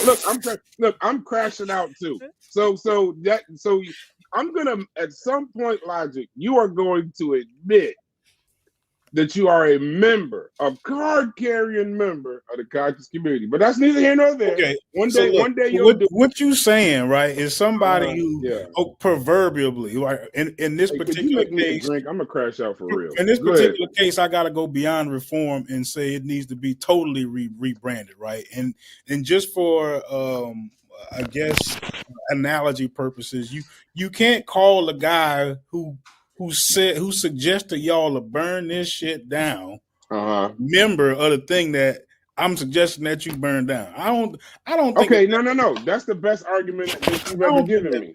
No. So okay, that's the best argument that you've ever given me. So cool. Shout out to Sister Safa. Hey, I'm about to troll right now. No, that's fine. Even Sister Safa just said it's Friday. Let's get the bullshit started. So I know that there's a chance I'm gonna get blamed for this bullshit.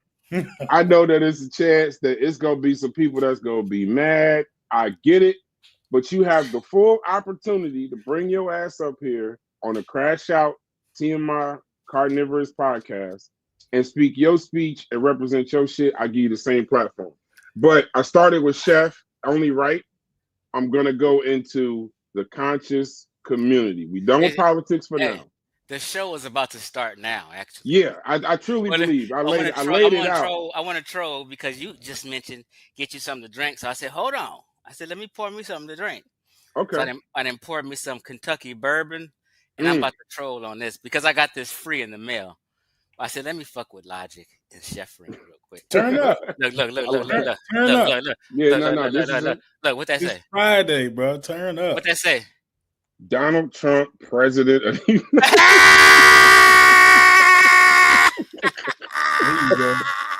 There you go. There's that financial support I've been looking for. Yeah, that's the financial support. Yeah, there it is right there. Okay.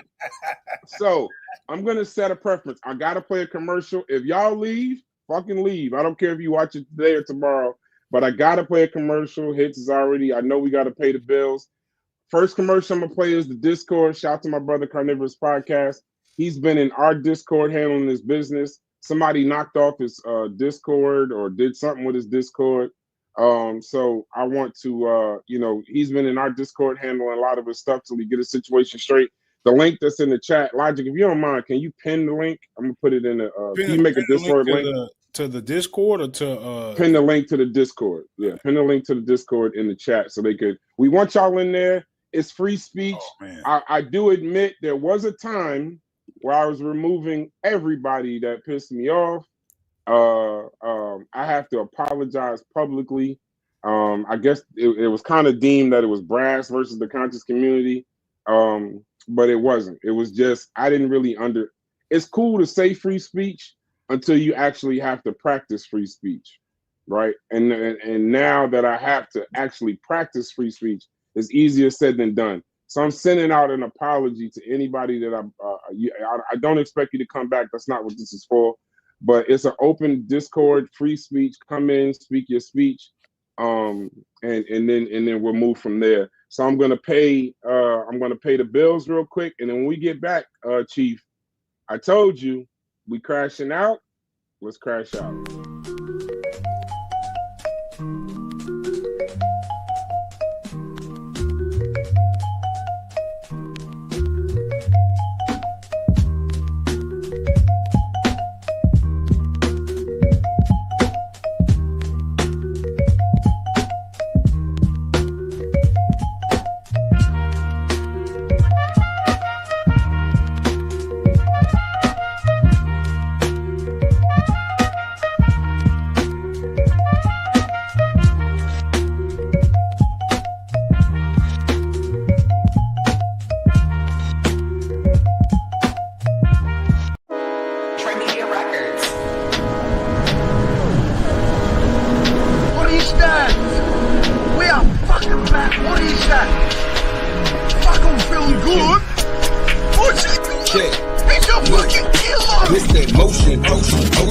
man, I flow this shit. Nigga just so legit. You damn boy, if you sliding, how many hoes you get? Me, baby, yo, my dick smelling like the coldest sin. Looking good, that wood filled with the animal clover mix. When I pop that shit, it's the oldest trick. Literal coldest sin. Baby, text me since you got a phone up pick. I'ma pull up on the bitch. Holy shit, notice the golden bonus that's on this reel. It's on the tree, but no material. Fish with a police beat. But back to the session at hand. There go that man.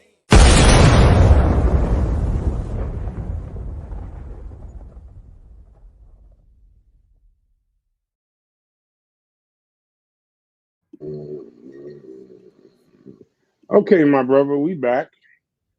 So we're gonna get into live and direct. We're gonna get it started. This is I'm assuming this is what the majority of the people came to see. This is Crash Out. Shout out to my brother Sosa. We're borrowing it from you. Now, this is my premise with the conscious community. We covered the politics stuff. Go back to the earlier parts to scan that video. Now, I'm one of the people that I get a lot of bullshit because I kind of feel like the conscious community is not necessarily needed. I think there are people within it that are valuable, but overall, when you grade the whole thing, you give it a grade, you give it a rate, it's not necessarily needed. So, where do you stand? I can tell you what my introduction to the conscious community is. My introduction to the conscious community is I actually did see. Now I'm out in Jersey, so I have seen Sarnetta back in the day. I didn't know he was Sarnetta or who Sarnetta was at the time, but I did see Sarnetta out in Harlem. I guess I would see him in public. I guess it would be the era where he had the bullhorn and the big kind of thing behind him, the big sign with all of that part. You're a card holder. No, I mean, but this is real life. I didn't know he was on YouTube or nothing like that. And when I say I see him, I would see him as I'm going down because you couldn't not miss him. Shout to Sarnetta. You couldn't miss him. He was screaming with a bullhorn. He had, at the top of his lungs. And then during COVID, when I decided to move a lot of my entrepreneurship online, my introduction to the conscious community was Unc. And watching some of his information, I watched for about a month or so. I watched a lot of different things, but they had a community. I joined the Discord. A lot of like-minded people. My background is not scientific literacy. My background is the social sciences, political science. So I would, watch a lot of the information. I kind of like for a hot second, I almost caught the Black Egypt virus. Almost, bro. Sosa used to warn me, be careful, bro. It's this thing called Black Egypt. You don't want to catch that shit. I was like, what the hell is that? So there was a time I would be going in the chat like, hell no, ain't no blacks in Egypt. Egypt, this is a social construct and all of that. So but then I had to take my pills, start trying media, focus on what I focus on.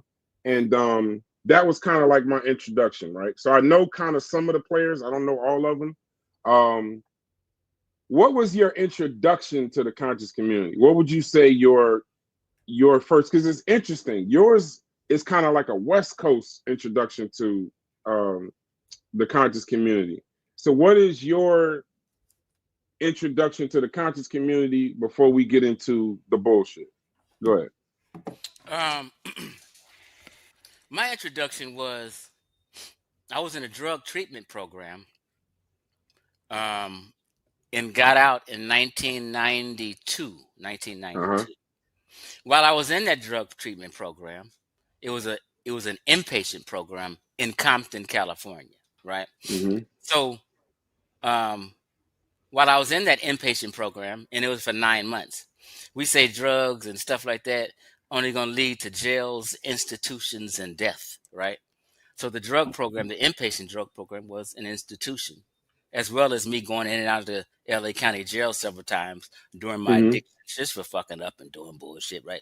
But I got clean in 1992.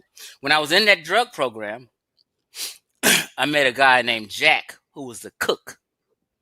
Jack had done at least 30 years in prison. I'm talking about, you remember that movie Penitentiary with them crazy looking brothers in that movie Penitentiary? One called No, I heard Half. of it though. He Yeah, had I heard of half it. dead and his tooth was sniffing. Jack had this crazy penitentiary older cat look, and you didn't want to mess with Jack. So me Okay. and Jack used to argue back and forth because I was a good little Christian boy, and I'm sitting here with my Bible in the program trying to get my life together. But Jack used to debate me because he was a Nation of Islam guy. Okay, so you was NOI. Yeah, he used to kick my ass intellectually in 1992 every day. But Jack somehow took to me because he liked me, and he seen I was a little sharper than the other cats around. So Jack used to always talk to me, right? And one day he brought me a book, Autobiography of Malcolm X in 1992, and said, read the book. I read that entire book within a few weeks and was hooked. Everything Malcolm was saying, I just identified with. How Malcolm would be in prison, and Malcolm developed his vocabulary. Malcolm would read books, and he have a dictionary right next to him. So anytime he came across the word in his book that he didn't understand, he would go to the dictionary and look up the word without fail. And it was said that he developed his vocabulary and his intelligence reading and always referring to a dictionary for a word he didn't understand. I said, that's the shit I just identified with him, his drug life, what he went through. And I'm sitting in the program, I went through this shit and I'm trying to clean up. Plus, I've been listening to that pro-black stuff and watching Khalid Muhammad on TV. And I was kind of halfway into it. But that was my flashpoint. Then I started going to the mosque and I met this chick, and she was a MGT, which is like the opposite of the FOI. She was an MGT, Nation of Islam, and she used to pick me up from the drug program and take me to the NOI meetings every fucking Sunday. And I would sit there like they do, like a soldier. For about 2 years, I was NOI. I used to see Khalid. I graduated from the drug program. Then I went to see Khalid Muhammad speak at Long Beach State in 1995. I was caught up. So this was my flashpoint, but then I found fault with them. I started studying with Orthodox Islam. Then I said, oh, they crazy. I started studying with Hebrew Israelites. I said, they crazy. I started studying with Moors. Oh, they crazy. Then I ran into Ashraf Kwesi's lecture because Ashraf Kwesi used to live in LA before he moved to Dallas. Ashraf Kwesi, Runoko Rashidi, Steve Coakley, them was my teachers. And so those are all West Coast people. I started listening to Ashraf Kwesi, Steve Coakley, and my teacher Mathu Attar, who was Ashraf Kwesi's peer.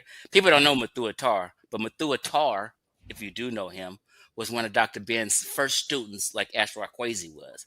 And me and Mathu Attar are friends here on the West Coast. We go out together. We used to eat dinner together, go to movies together. So it's a whole clique of elders out here that nobody knows because they're not on the social media of New York elders. Like Professor Smalls, all these people are New York cats. You know what I mean? Dr. All them cats are New York cats and are related to the New York school and all of them. If you want to, all these cats in New York. Infadishi, Bubba Hairu, all these cats are from New York. So LA elders don't have that shine that New York elders were getting. So a lot of people don't know. So that was just my flashpoint, and I started studying ancient Egypt. I used to went to the debate with Ashraf Kwesi and Pastor Colin Ackridge. This is before there was a YouTube. Then I then got these Egyptian tattoos before it was a YouTube. I was into ancient Egypt before there was a YouTube. That's why I be like, you cats you see them arms? I ain't doing that. All kinds of pause. I had Egyptian symbolisms on stuff on me a long time ago. So I had been repping. So that's just my flashpoint. Did I miss a point of your question? So your introduction wasn't necessarily Sonetta. How did you meet Sonetta then? If you was on the West Coast and you was with those leaders, how did you even find out all the way on the East Coast? How did you find out about was Sonetta your introduction to the East Coast, but how did you get to these brothers on the East Coast? He was. So what happened is internet started. It wasn't always the internet. Okay. No, so I get it. The internet started, and all I used to do is search over the internet at this time, the little they had on it, for history information. And when YouTube popped up, But I was down with Ankh and knew Ankh before I even knew Sarnetter. I'm on Ankh's You talking blog. about God Killer? You talking about God Killer, God yeah. Killer? People know I go way back. I was Okay. on Ankh's Blog Talk Radio. I had guests come on Blog Talk Radio. So when At the YouTube, beginnings of the internet. yeah. So So at when one point, at you at and the Uncle was beginning of cool. Ankh and Blog Talk Radio, I was Okay. involved. Okay. So then YouTube was cracking, and Sarnetter's on YouTube. So that's how I got familiar with Sarnetter and SETI on YouTube. I know SETI. Cyrus Sutton said he knows me. Anytime Cyrus Sutton used to come to LA, I was his weed man. He'd get weed for me. He know me. We didn't fell out, but all them cats know me. I'm not no new cat to this. You know what I mean? So sometimes I'd be sitting back like these. I just met these cats. These cats in here just running their mouth talking crazy. You know what I mean? So that's how I So got. you knew. So all right. So then let's go. Do you think before we get into we'll break it down by I'll go elders, I'll go groups, then I'll go elders, then I'll go leaders. But first I'll start with the conscious community. Do you think that the conscious community as constructed is needed at this point? Do you think it's because I'm about to do a show with Kyle on Sunday. It's about the Black letter, the Black Greek letter organizations, and Freemasonry. That show is about legacy or liability. I mean, I don't know if you heard about the young man that got killed during hazing with Omega Psi Phi. I would love to be on that show at the right end. At the end. And Kyle, his nickname is your favorite noob. So he's a member of Kappa Alpha Psi, and I approached him. I wanted to do the show with him to see, like, are we still in a position where we, Black fraternities, sororities, Freemasonry, is it still needed at this point? Is it a legacy or is it a liability? That's Sunday at 7. So I kind of want to reflect that question. Shouts to my brother Kyle. I want to reflect that question to, do you think at this point, presently constructed, that the conscious community is still needed? Like it's something where you're getting good information, or is it more bullshit and more negativity than it is needed information? I don't know if you know where I'm going with that, but explain if you know. But go ahead. Yeah. So 19, excuse me, I'm sorry, I said 19. Is Logic still with us? Yeah, he's here, but he's gonna come back for ask you some questions. Is Kyle with us in the chat or something? I don't know. Okay. So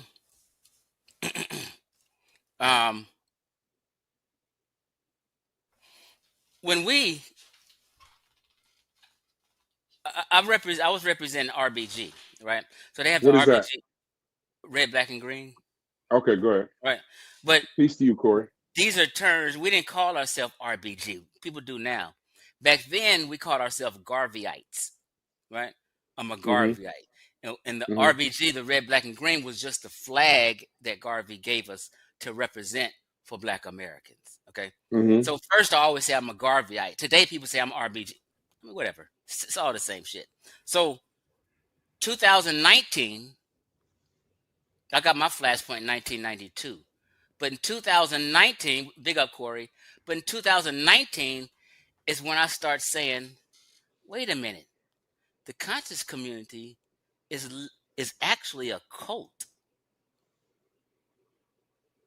The conscious community is really, in reality, an online community. Okay. It's not like a real community. It's a community of people who met on social media, met through people listening to people on YouTube. So it's really an online community. In my real community, where I used to go to lectures and we meet at the grassroots bookstore, and people in LA was a real community because we used to do activism, pass out flyers, meet at Lamert Park, support each other's businesses and the bookstores. This was the real community. My daddy, my granddad, this is a real community. But the conscious community is really an online community. And it actually has turned into a cult. It's a cult life community. Now define that. Why you say it's a cult? Define that real quick. It's a cult of a bunch of brothers when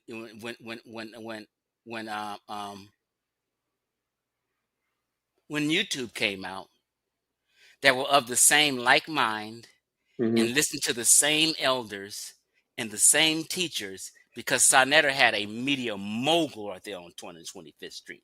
So everybody on the internet is listening to everything going on with Sonetta in New York and 125th Street and all those elders out there. So that's why I say it's an online community and a cult, because everybody became of the same like mind, whether the information was true or not. You get what I'm saying? So it became like a cult in a group of people who the elders basically wanted to remove out the scene, out the community, credentialed people and experts. So the community of elders and these so-called Afrocentrics wanted to remove credentialed people. This is why the conscious community have elders that they call master teachers. And master teachers don't even have bachelor's degrees. Do you get what I'm saying? So we have to remove people like Henry Louis Skip Gates, who the conscious community hates because he's a real PhD and he wasn't about that I'm an Egyptian stuff like the rest of the elders who didn't have credentials was about, right? So the conscious community and the elders had to remove all the credentialed people, all the experts out the way so they can have you to themselves and sell you their information, sell you their products and all that. They had to remove health experts out the way so they can give you herbalists. So now you're here caught up with people like Dr. Layla Africa, Dr. Sebi, Phil Valentine, and you're listening to these three men who have zero credentials in health and nutrition, and they telling you these experts don't know what they're talking about. Stop listening to them. Buy my shit. So it's always been a fucking grift. We're going to turn up now. Let's get it. It's always been a grift of we're going to take these gullible people who really don't know history or science, and we're going to mold them and have them to ourselves because we're removing the experts. I can't make no money if the experts are telling you mucus is good for you and mucus traps bacteria and viruses. No, we got to listen to Sebi, and Sebi tell you mucus causes all diseases. And here the people is, yeah, Sebi, yeah, because everybody's looking for Black Jesus. Everybody's looking for a savior figure and don't understand you got to save your goddamn self, right? So all the herbalists, Phil Valentine, I did a whole presentation on how the herbalism started in the conscious community and who was for. People who used to teach people like Phil Valentine, Queen Afua. Queen Afua to the women is royalty. But Queen Afua is the biggest snake oil salesman the conscious community has ever had. Queen Afua is a habitual liar who used to be part. I'm telling you, these people are frauds. Listen. When I start laughing, I don't listen. Don't cut or don't take me disagreeing because I'm so ignorant to the conscious community. I know the names, but I don't know the people. So please don't stop because I start laughing. It's just I can't mute my mic. I want to actually hear this and participate. To be dead. So go ahead, my brother. And by the way, Chef, who literally, oh God, shouts to God. Well, Chef said I'm cooking now. No, Chef said you cooking now. Shouts to my brother God Killer, bro. Here we go. This nigga drunk. And here it is. He's a rhetorician. Chief X. I'm gonna read some of these comments real quick and then go right back into it because we're gonna start with the elders, then we'll get to the groups, then we'll get to the leaders. So it says, Chief X, can you steal or scam gods? Shout out to my brother God Killer. Can't wait to see that show tomorrow. We That's gonna did be this already with Scam Gods. I don't know who I don't know who Scam Gods is. Secret Yoni. I don't know what that is. That's that Queen of Four stuff. That's that Queen of Okay. Four shit. Yeah, Let 'em so know. look, that's where Chief X, me and Chief X don't got no disagreements on this part, right? Like I absolutely feel like this conscious community that we know of, right? Like the iteration that we're familiar with are a lot of scammers, right? There are a lot of people who are trying to get off their products, and one of the ways that they do that is by discrediting experts, right? How else am I going to convince you that it's better to buy my elderberries than go to the doctor? Now Like, somebody, right? Go, but look, yeah, somebody in his chat said Skip is not a historian. They say that because the conscious community decades ago brainwashed everybody against Skip Gates. Why? Because he worked for University of the Ivy League University, Harvard. He was a professor at Harvard. So to black conscious community people, Harvard white boys. Oh, and they used to and No. Before you get off track, okay. Go back to where you were. Okay. I just wanted to make sure. Don't take my laughter. Yeah, don't take my laughter as stop. My laughter is just I want to be participating. Somebody in the theme of put in the chat or Sarah. There are different people putting Dr.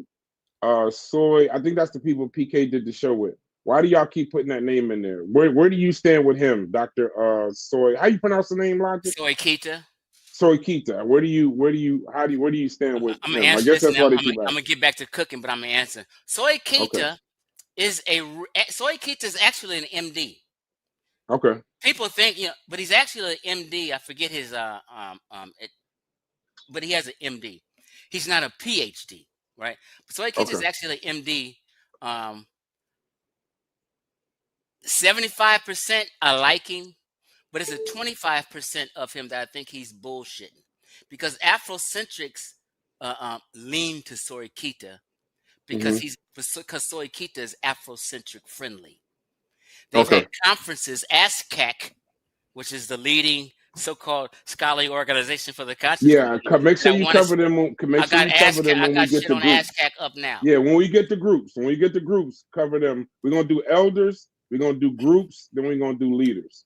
So but go ahead, finish. So they've used Soy Kita for a few conferences they had because sometimes he's tricky and he kind of throws them an alley-oop. So they like Soy Kita, but I think Soy Kita at times is disingenuous and really don't just make shit plain. So he can kind of keep the bullshit going because he don't want to just make it raw and plain. You know what I mean? Okay. But let me get back to cooking. Go ahead, Queen of Food. So you were like Queen of Food. Elders and herbalists and the health community in this conscious community wanted to and meticulously removed all the credentialed people out the way so they can have you for themselves. Queen of Four, Phil Valentine used to be married. They're now divorced because both of them are frauds and scammers. Frauds and scammers don't last long, okay? Actually, he ghost wrote it. Phil Valentine ghost wrote Queen of Four's book.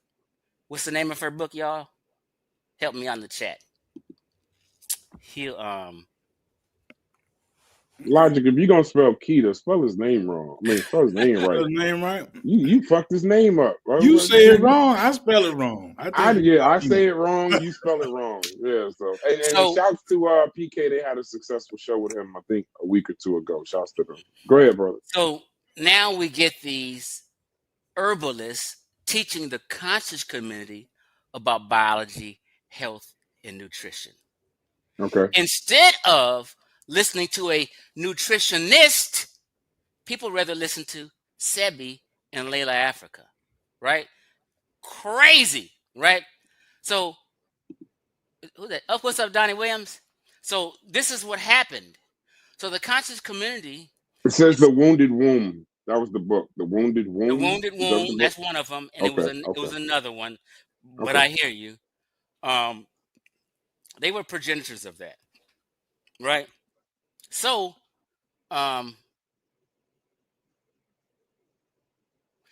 everybody wanted to be a so-called conscious community celebrity. People like Unc, Garfield, all these people had a desire to be a conscious community celebrity.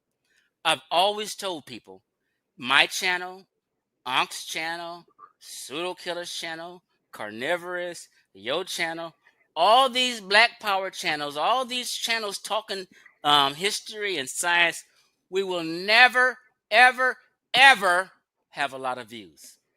I already been came to this conclusion. You're never going to be a celebrity. You're never going to be the next Dr. Ben. You're never going to be the next John Henry Clark. You're never going to be the next Phil Valentine and get all these accolades. Never. Because black folk really don't give a shit about history. Why you say that, Chief X? Okay. Black folk in this community don't give a shit about history. If they did, I would have 100,000 followers. Chevron would have 100,000 followers. They only care about being erroneously glorified. You're the ancient Egyptians or descendants. You guys taught white folk how to bathe, and you are the Moors. You guys are the original Native Americans. You guys did everything. You traveled the globe and circumnavigated the globe in all this romanticism and hyperbole. Outside of being glorified, they don't give a shit. You can't find one Western Central African symbol or discussion on the ASCAC website. ASCAC is headed by Dr. Mario Betty. Can I just go in on ASCAC real quick? Yeah, go ahead. Well, that'll be the first group. Let's start with the group. So let's start with this first group. Let me present. Because I like to prove all things. I don't want to just be running my mouth with y'all.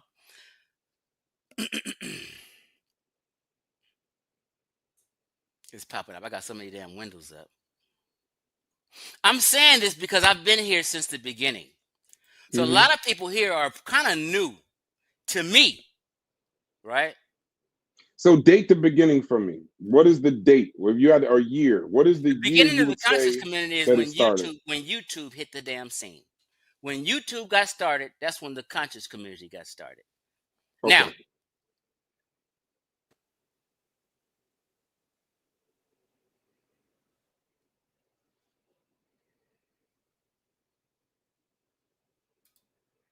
okay, here we go. Can you see my screen?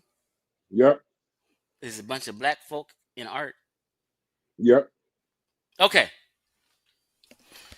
ASCAC is supposed to be the conscious community or black Americans, but more so the conscious community, because normal Americans don't even ever heard of ASCAC.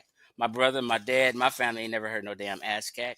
My brother, my father, family, they ain't never heard no Dr. Ben, no Umar Johnson. You don't know these people. Here's ASCAC website. These are Brother Reggie's elders who run this. So when you pull up the website, the first thing you see, top left, is what? Can you see that, Brass? In top left? No, it's small writing. Give me a second. Let me blow it up. Can you see now? I'm assuming that's Association for the Study of Classical African Civilization. Correct. And what's under them? Black Egyptians. Yeah, I wouldn't know that, but go ahead. Yeah, these are ancient art. This is art of Black Egyptians. Okay. Right? So right, got it. Let me make it smaller.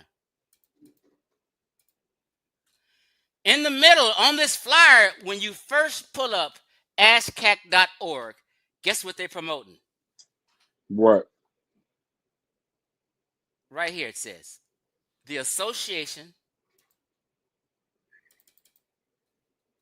for the Study of Classical African Civilizations, what that means, ASCOC. The theme from the founding to the future is an Egyptian man on the left. Tomb or artwork, right? From the founding to the future, ASCAC in the global context of our times. The next conference they're having, April 25th to May 4th, 2025, and all they're doing is promoting Egyptian stuff. Okay. And we are all descendants of West and Central Africans. Why wouldn't this so-called body of scholars, ASCAC, have anything related to West and Central Africans when we're all descendants of West and Central Africans? It's because ASCAC is a cult. This is a homepage. And you scroll down, and all you see at the bottom is pictures of niggas in Egypt. Pyramids and shit. Right? Let me make this smaller and cook some more. Because I'm sick of this shit. So this is a homepage. Now, when I go over to About, you have the homepage, the About. You have the regions, the commissions, memberships, conferences. So let's go to the second one, About. What are they about? The first thing that pops up is the goddamn Sphinx. Nothing West and Central African. What they are telling you is you're an Egyptian. You're a descendant of a North African. You descend from Egyptians, and they all teach that. Our significance. You mean we have no significance in West and Central Africa? Our leaders, President Mario Obidi. I put a challenge out to Mario Obidi. What is Mario Obidi known for teaching? Meduneter. All these listed elders miseducating black folk, lying to black folk intentionally. They know better.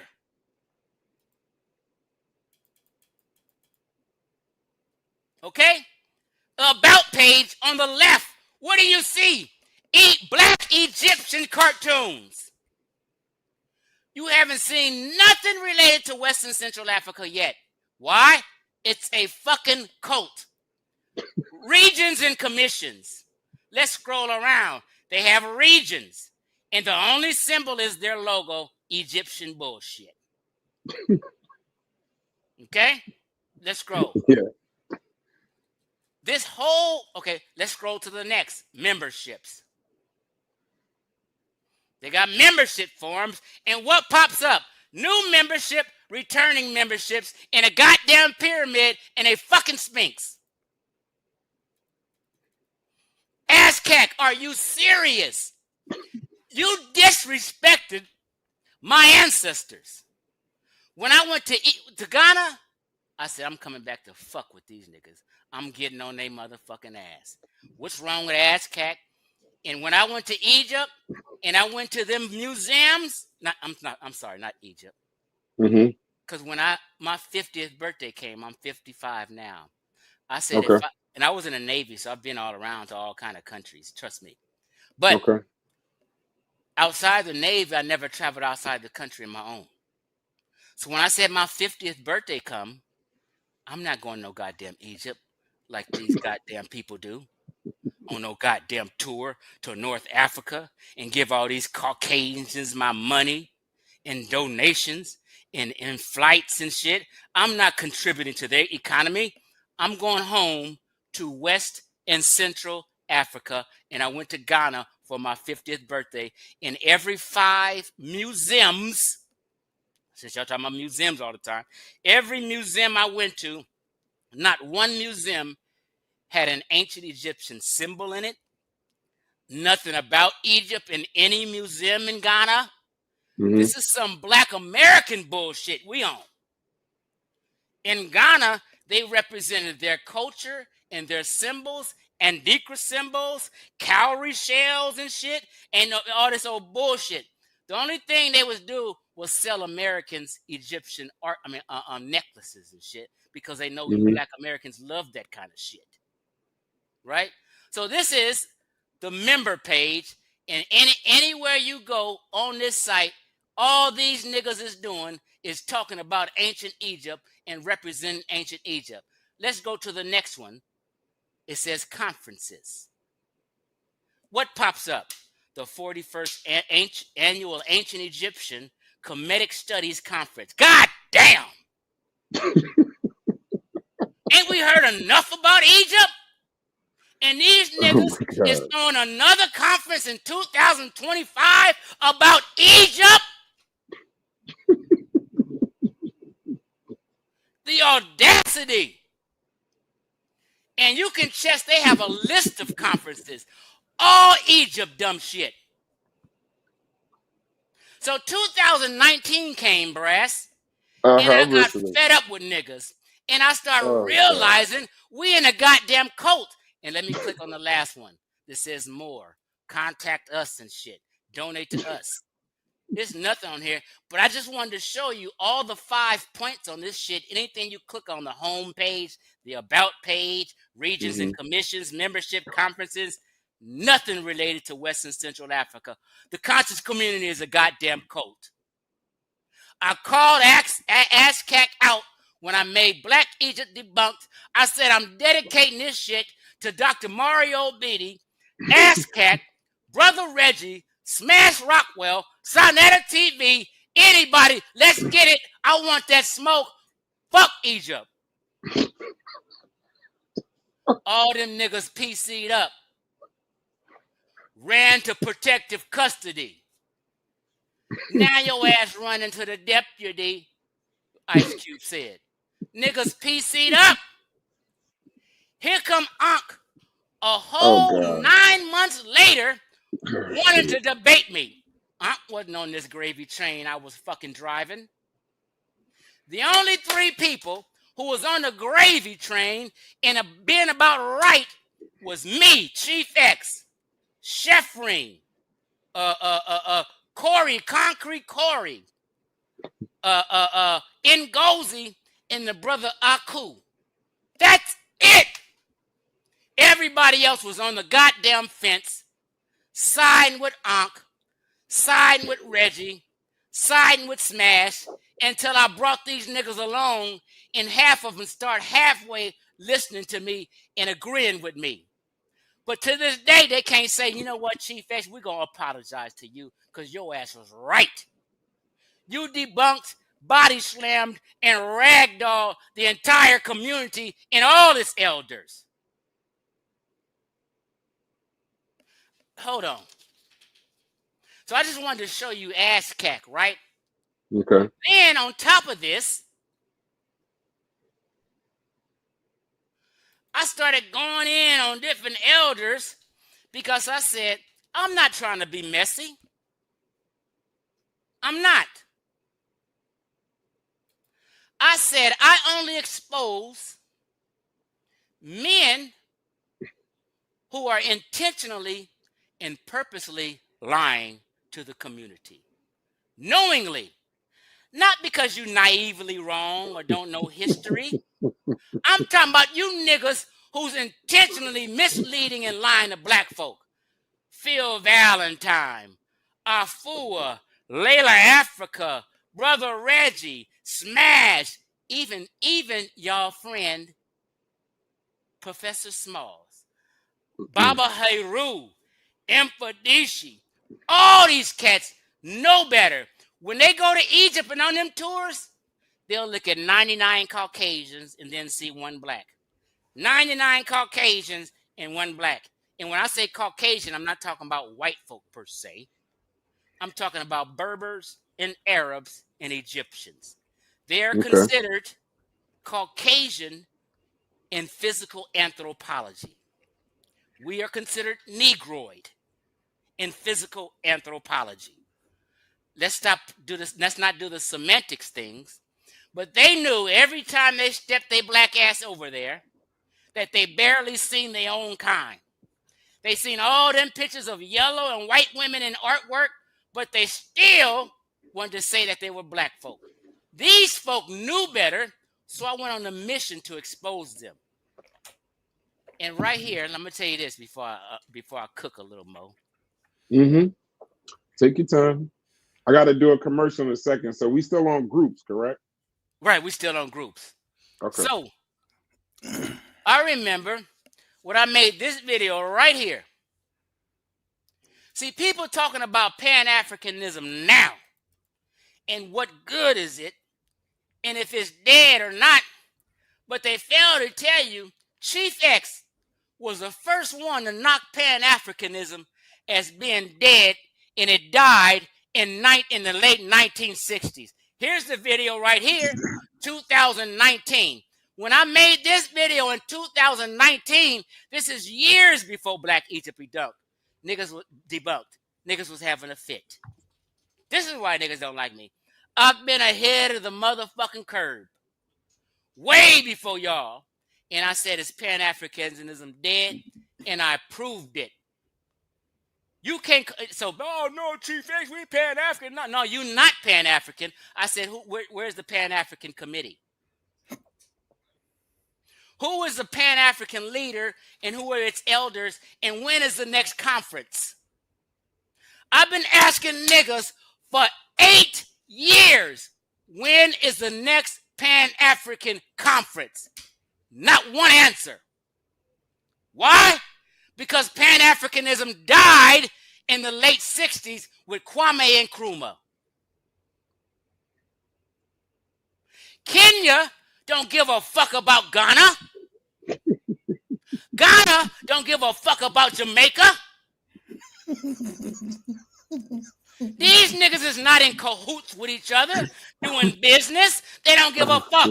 Kenya is its own country, and Kenya is worried about Kenya. The Congo don't give a shit about Morocco, and Morocco don't give a shit about the Congo. They will never do business and unite. Pan-Africanism been dead. Guess what? Kwame Nkrumah divorced his wife, and guess who he married? An Egyptian woman. Y'all didn't know that? No. You talking about the dictator? Yeah, Kwame Nkrumah, the former leader of Ghana, married an Egyptian woman. Go figure.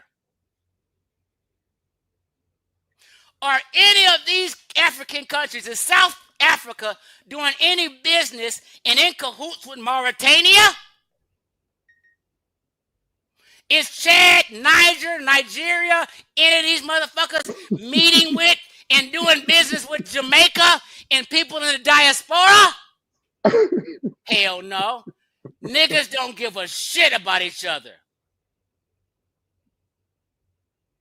So Pan-African James, change your goddamn name, nigga.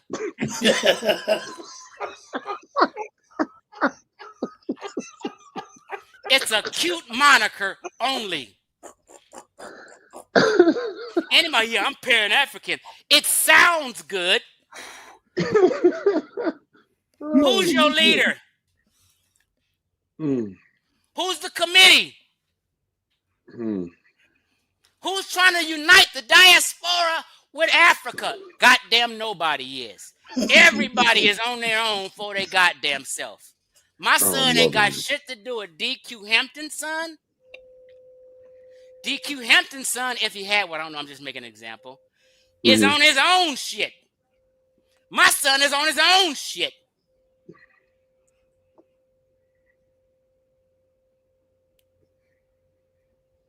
We got to stop playing in this fantasy land we in. So the conscious community is a cult. I got so much more to say, but I don't want to take up too much time. Hey, no.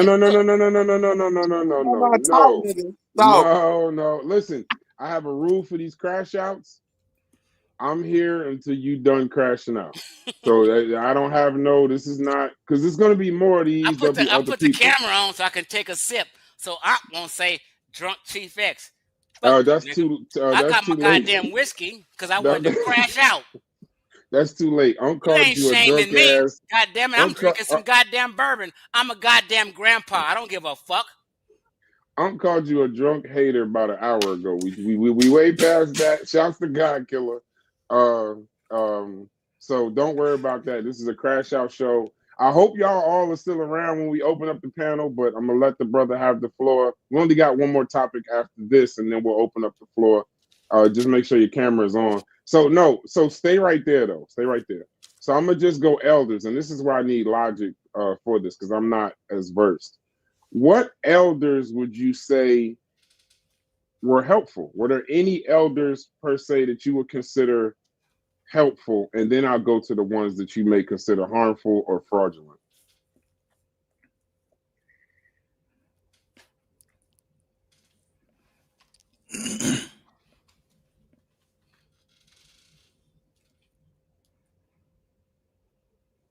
You need time? You asking me? You asking him? Okay. No, I'm asking Chief. I'm asking Chief. Oh, you asking me? Yeah. Yes, I'm asking you. I'm asking you. Yeah. He thought you was asking. I said I need. I was saying I need. I was logic. thinking. I was, go ahead. no, I thought you were talking to logic. I'm waiting for Nah, logic. this your show. This your show. No. Listen. Hold on. For clarity, I was saying I may need logic when we get to the harmful part because I don't know the names of the people. So and logic may know. So I'm saying you go ahead, Chief. Who do you consider? Because I don't want to be completely negative. We can crash out, but who would you consider were jewels or important in the community? Okay. So let me tell you this. As far as you want to do elders or groups first? Because you did ask, Cap. You want to stay on groups? And I'm going to the elders. Okay, let's go to the elders. Go ahead and cook. I got you. I didn't prepare this motherfucking shit and thought about it for a few days. What's up, DQ? Check this out. We're gonna have $100 bet in a minute. I'm giving away $100 tonight, but I'll make that challenge shortly after I say this. Okay. One of the only elders where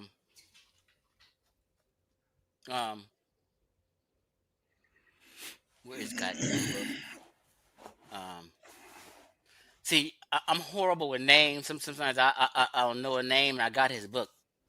Mm-hmm. Damn, where's it at? Okay, let me just go off the head. It's two elders in this community that I respect and really have love for, that I personally feel had no bad intent, right? Intent is everything, people. Listen to what I'm telling you. Intent is everything. People can be naively misled or just not understand, but intent is everything.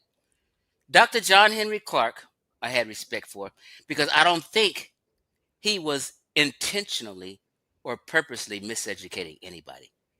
He read a bunch of books and he believed what he believed. He was wrong about Egypt, but Dr. Clark was a historian in general. Dr. Ben wasn't an historian in general. He only taught Caucasian history. Dr. Ben didn't touch Black history or Sub-Saharan African history. He only touched Egyptian history. That's it. So Dr. Ben taught millions of Black Americans for decades Caucasian history and never taught you your own history.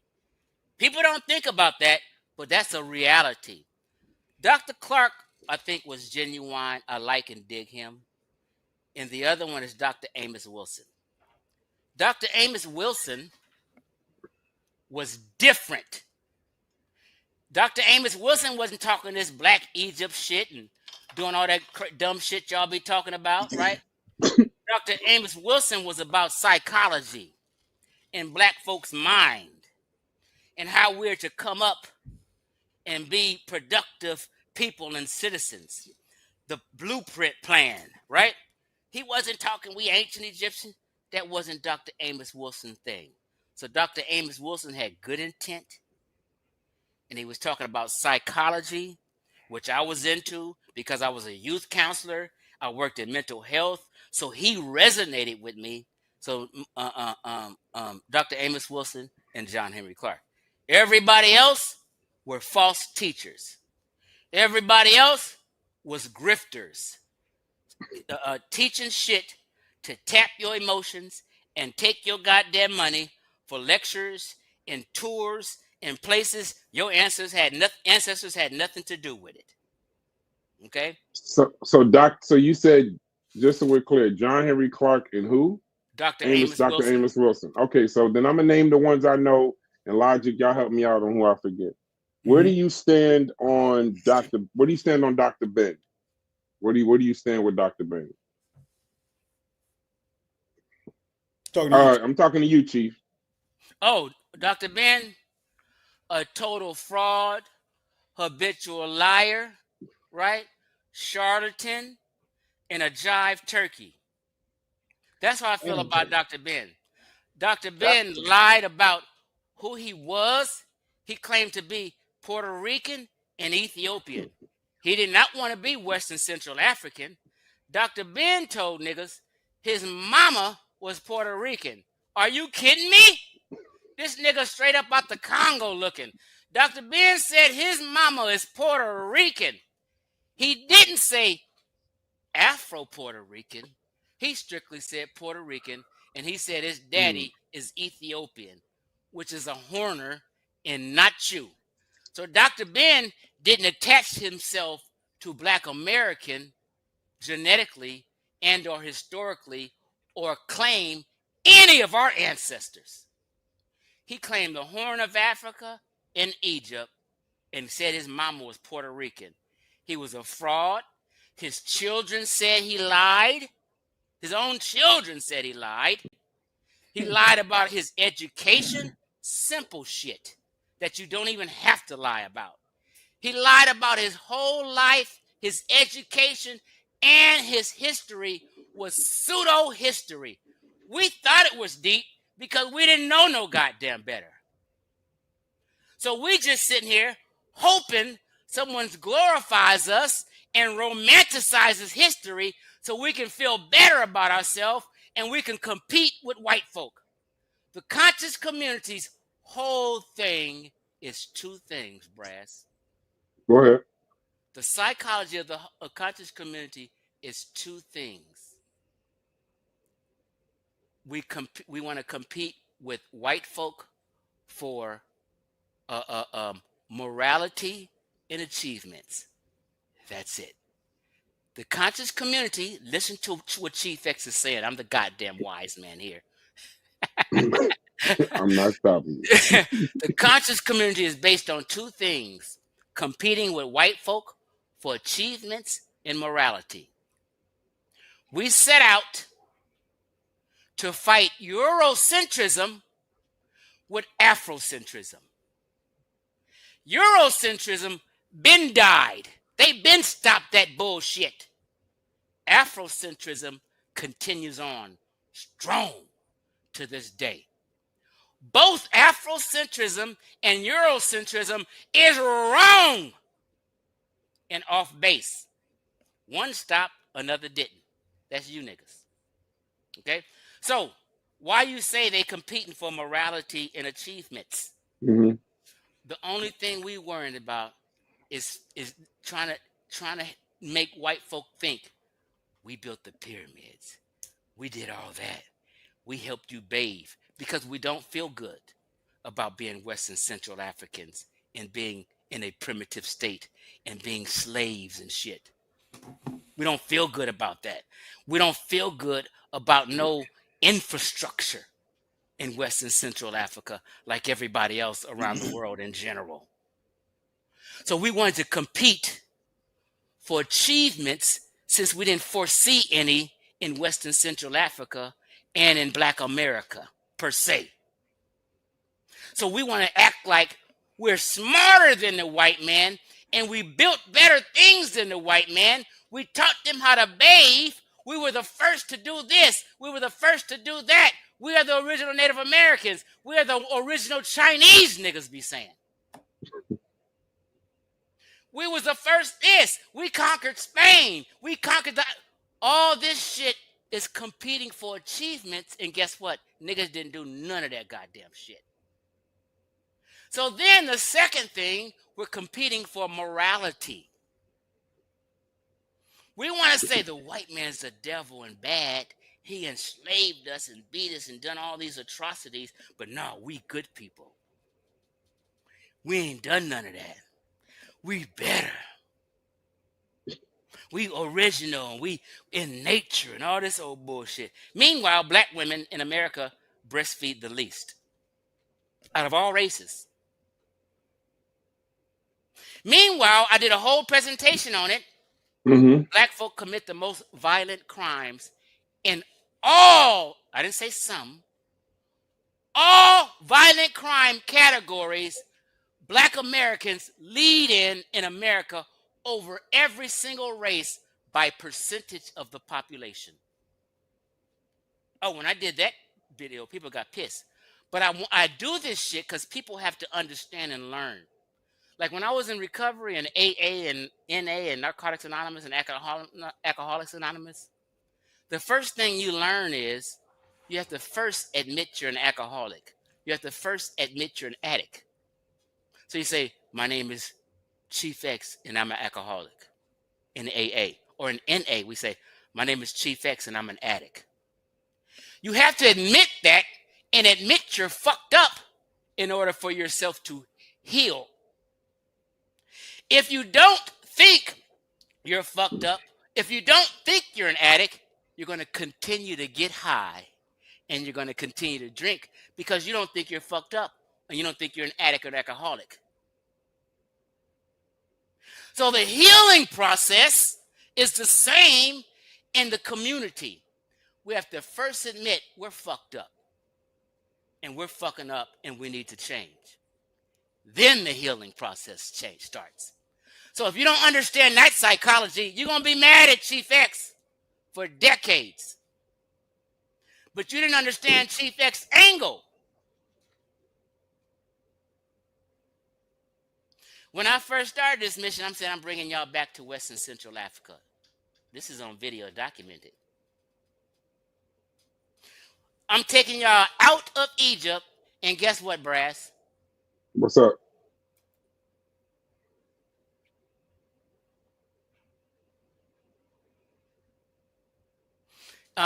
Do you want to do some more questions, or can I break this timeline down? Because this, huh?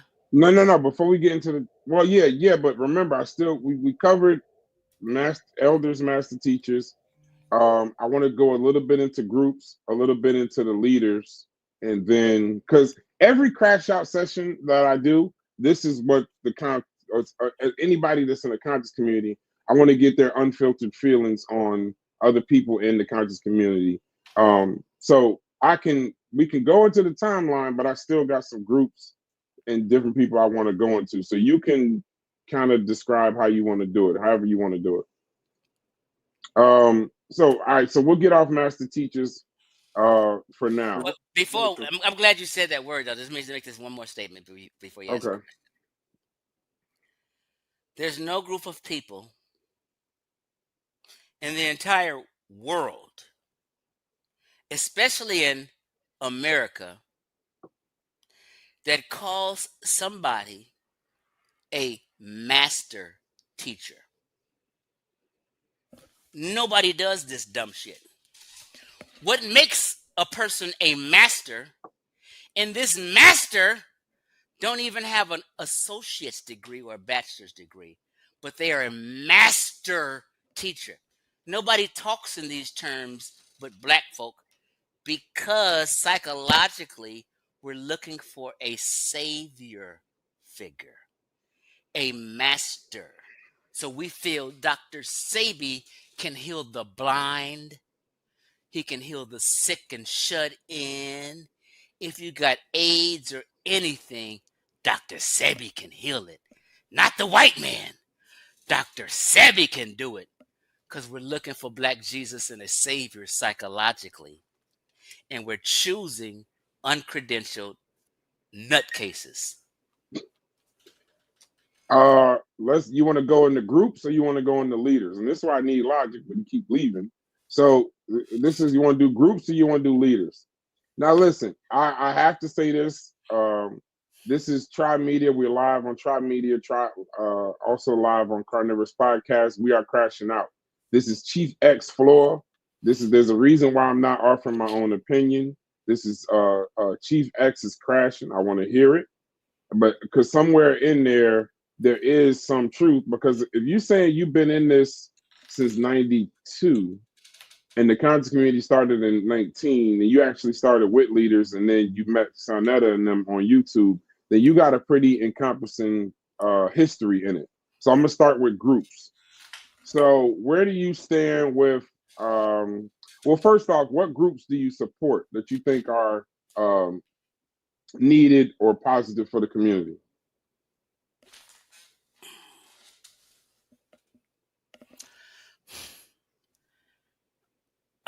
Okay, for example, are you talking about like a group like the Moorish Science Temple of America? Is that Like like more Science Temple, okay? Hebrew Israelites, or any or research groups, PK, Dagger Squad, even House of Like, what are your thoughts on? Like, are there any groups? Because see, for me, it would be hard for me to believe.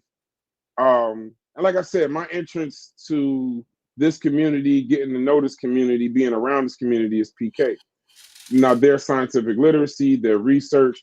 So it's hard for me to believe that what they do would necessarily be harmful, right? Because it's scientific literacy is needed. Now, Hebrew Israelites, that's another thing. I don't know what the Dagger Squad does. I've watched a few Garfield shows, but what groups do you feel like are needed or doing good work, or just what's your opinion? I mean, you were here a lot longer than me. This is your crash out show.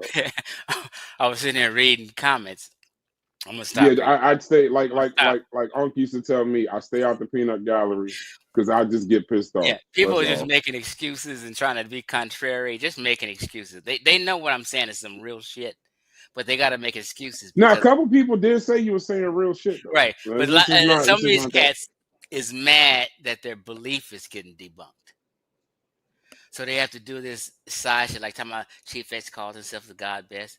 I've told people I was caught up in ancient Egypt. When I was calling myself the Oh, so God you best, called yourself a god at one yeah, point? no. Well, it's a character in ancient Egyptian iconography. His name is the God Bes, Uh-uh. Bes. He was Okay. one of the oldest deities in ancient Egypt, right? hmm And I used to always say I'm Chief X, the God Best reincarnated, right? Yeah. I So you was still say all that, right, but you I was all the still way say that fucked to this off. day because Best was a different character. But I have a reason why I call myself Best. Niggas Why just is be that? naming this, but actually, my name has always been Chief X. I've never had an Egyptian name. Okay. I used to just have a moniker I used to say and spew. My name is Chief X. My name is Chief X. I'm telling you right there. My hmm name is not Sonetter. My name is not Ankh. My name is hmm Chief X. And in ancient Africa, not ancient Africa, but in Western Central Africa, we had a village chief, right? So Okay.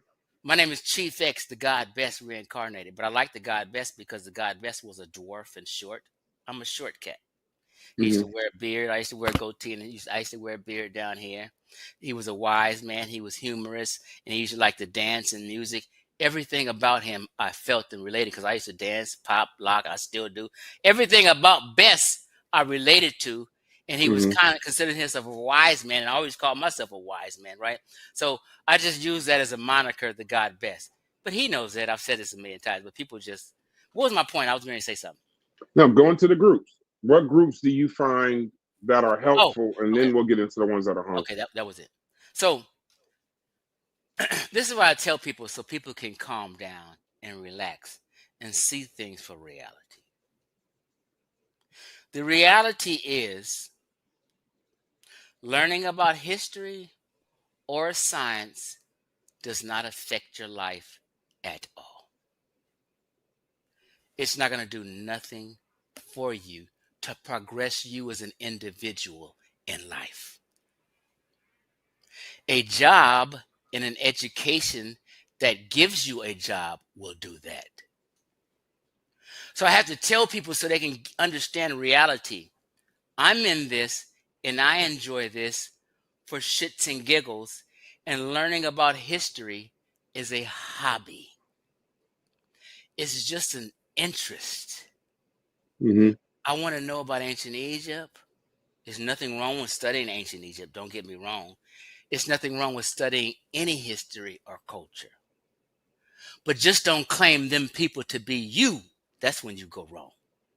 hmm So what we do here in the conscious community, talk about history and or science, it's a hobby, people.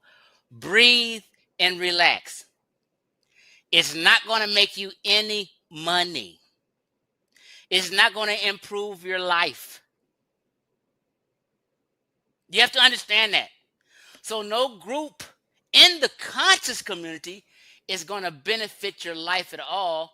Only thing it will do if people get sincere is we can network with each other and support each other's businesses. That's it. Brother Reggie, can study ancient Egypt till the fucking cows come home. All his life, every day, the nigga still live with his family members and parents.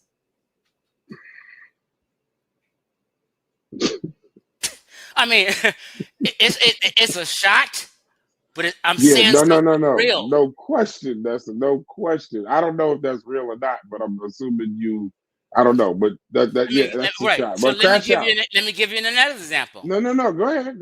I'm listening. Netter, who is the mogul media for the conscious community, has interviewed everybody he felt and y'all felt were intelligent and about that shit. Netter still lives in the projects in New York.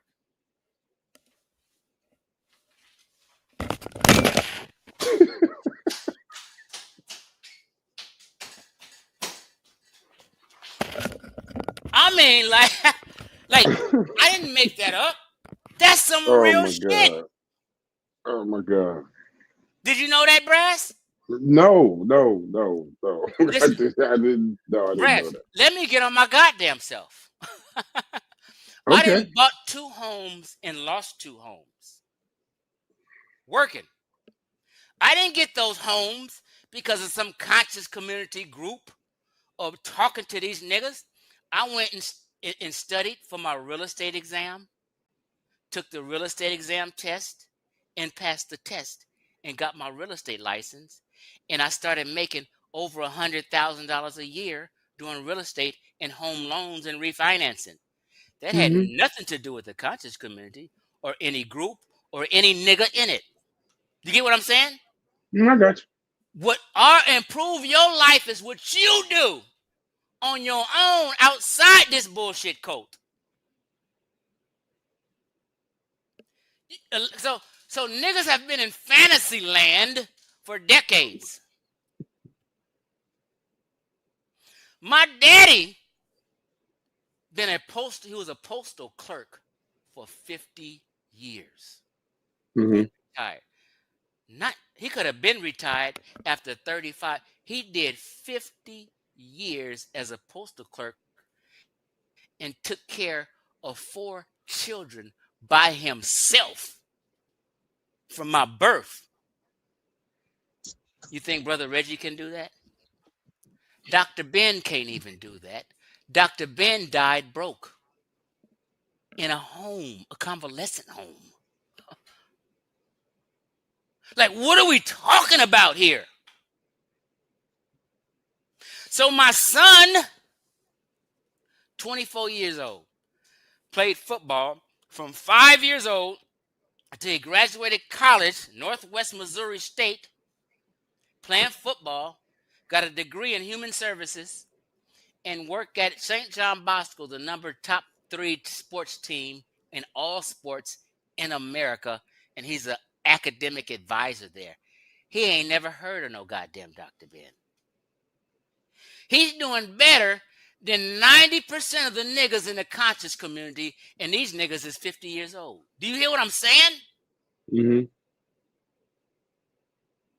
So when you ask me what group, I'm just trying to lay this down in a raw reality kind of way. No. Continue. Right. This is your truth. This is your crash. People, like if Sheffreen wanted to go live on Carnivorous Podcast, guess what Chief X is doing?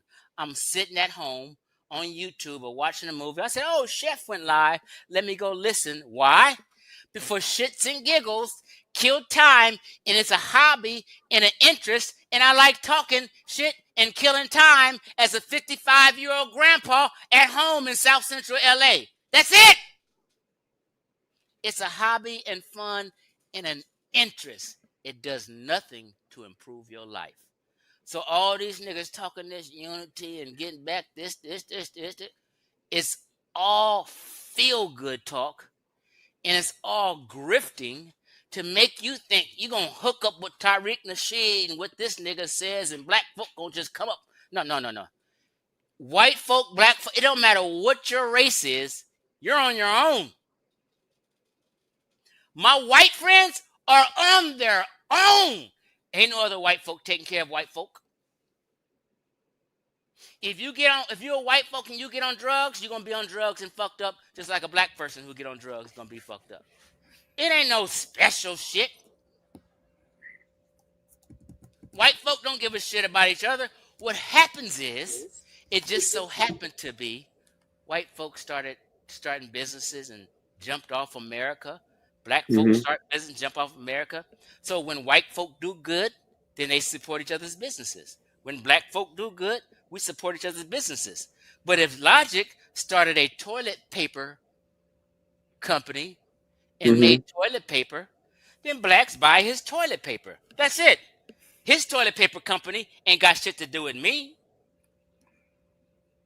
and my finances. Everybody's on their own. There will never be no grand rising day of some fucking unity or some group or something Dr. Umar said that's going to rise black folk. No, everybody is on their own. All white folk on their own. Everybody who was white on my wrestling team in high school. Them niggas is just like me. It's no special. My Mexican neighbor, my white neighbor, my Indian neighbor, we're all the same equal people. They're not doing anything different or better.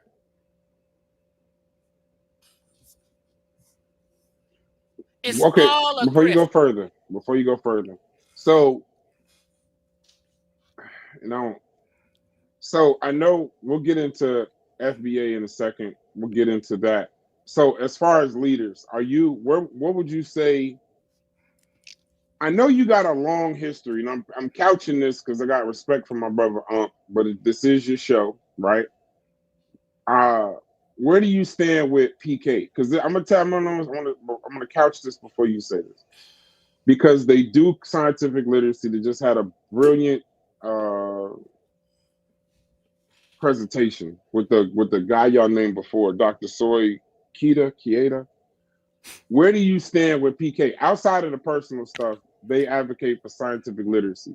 Would you at least say that group would be positive, right? For kind of doing the science? Because they seem to be the only ones that's trying to do stuff based on doctors and stuff like that.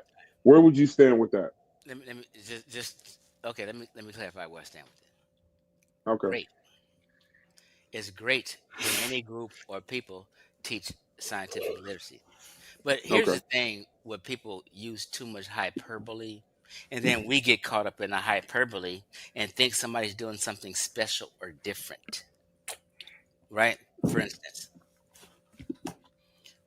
my son, my daddy, my brothers, they're into science. They're into listening to their doctors about their health, taking a high blood pressure medicine, or whatever science or scientists say. They are with that shit. My daddy tell me all the time, go make sure you get a physical regularly. At our age, niggas is having strokes, aneurysms, heart attacks. My dad is into science. So Ankh talking scientific is nothing special. Everybody is into science and scientific literacy and finding out and learning things that's going to improve their quality of life or their health. It's not anything special. But I used to give them props because in the conscious community used to strictly be all history talk. Niggas didn't give a shit about science. But I do credit Ankh. Ankh won't ever credit me for any goddamn thing, but I'm unbiased. I credit Ankh and his clique in Ngozi for implementing science topics into the conscious community. Because Ankh and his crew was the first to start doing that. We was just strictly talking about history and talking about black power. Nigga, black power, history. We weren't talking about science topics. Ankh and then goes in and start implementing them, and then people start getting into science topics. But it's not like the rest of the Black America is against science. It's always normal, but they implemented science topics because they had the intent and want to debunk foolishness from people in the community who was talking unscientific shit. You get what I'm saying? But it's not like the real world of people, and my family and logic on people are against science and what doctors and scientists say. We know the world is not flat and shit. We know all this is not no big deal. Like people talk about, oh, Dr. Sebi. No. In elementary school, they taught me it's nutritious to eat your fruits and vegetables. I learned that in elementary school. I didn't need Dr. Sebi to tell me to eat fucking spinach and it's good for me. I knew spinach was good for me before I heard of Dr. Sebi. You get what I'm saying? I get what you mean. So it's not, all this shit is hyperbole and romanticism and niggas grifting to get your money. If you like history and science, study it. Fine, great. It's not going to change your fucking life. It's not. It's just going to make you understand or be interested in something and kill some fucking time. And it's great to learn. It's great to get wise. It's great to educate yourself. It's okay. Now, you just did something that I never thought I'd hear or see. You just gave God Killer his props. Will there ever be a day? Will there ever be a time? Because I'm one of those people. God Killer is just in the chat. I'll see you, my brother. Will there ever be a time? I'm a person that believes you. Black Why people is this nigga Anantha gonna keep archaeology is science? Like I'm saying something stupid. I don't disagree. Archaeology is science. Stay out the chat. Did you want this motherfucker shut his ass up in this chat? This is a motherfucker with mental. We're crashing out. Anathema has mental health issues. Stop listening to this bitch ass nigga in the chat. Okay, let's go. Okay, so I'm a person, I believe you collaborate to get to the top. I try not to have too many enemies. And then when I do have too many enemies, or I feel like I humble myself, and I feel like maybe it's something I'm doing, right? Immediately is the first thing I try to do, right? I removed a bunch of people out of my Discord because I guess I was like kind of not humble. My shadow was in front of me. I was ahead of myself. So I believe you collaborate, get to the top. I think sometimes Black people, as us, we make enemies, right? And then we don't work with our enemies, and then we end up kind of hampering ourselves. I kind of look at the conscious community like, yeah, this person has that channel, this person has that channel, but whether they saying is right, wrong, or bullshit, if everybody came together, just imagine that shit, right? Like, shouts to my brother Smash Rockwell, shout to my brother Unc. I know they got their personal bullshit, but at the end of the day, a channel with Smash and a channel with Unc together talking their shit, even if they don't agree, that would be a big ass channel on YouTube, not just the conscious community. So that's what I'm saying. Like, so that's how I think of things, right? So I don't know all the personal shit from before, this, that, and the other. Yeah, I know you and Unc, y'all got y'all shit or whatever, and I know y'all may never get along. But could you ever, what would you say good? You were about to say something good. What would you say good? And then go into what is the fucking issue? Because I mean, listen, when you do a show or when Unc do a show, bunch of motherfuckers watching. I know y'all will never link together. I would hope that y'all would. It would be good business. But if y'all was to ever link together, you wouldn't be just a good channel in the conscious community. You'd be a good channel on YouTube. You're talking about 300-400 motherfuckers watching. If y'all could get past the bullshit, and I ain't trying to play peace and crashing out. So at least start with something positive. Let me tell you. But if you know, go ahead. Let me tell you. And shouts to my brother God Killer, because I know this shit gonna get clipped all fucking crazy. Like, I hate the brother. Clip this shit. I respect the brother. Let me tell you. Go ahead. I keep telling people, I'm a man of integrity. I'm a kind person. I'm a nice person. Now, sometimes people see me talking shit. That's just me being passionate and having fun. Right? I'm being entertained. Like, if I'm turning up, I'm being entertaining right now. We're just having fun. But behind all that bullshit, I'm a kind person. I'm a fair person. I'm very objective. Okay? I would love to make amends with anybody who got beef with me. I've been stated that. It's them that has the issue. Me and Chef Ron tried to do a healing phone call. I said a healing phone call. And make amends with Unc one time.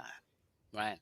And both of us, we was all on a three-way. Chef got mad at me for exposing this before, but I don't give a shit right now.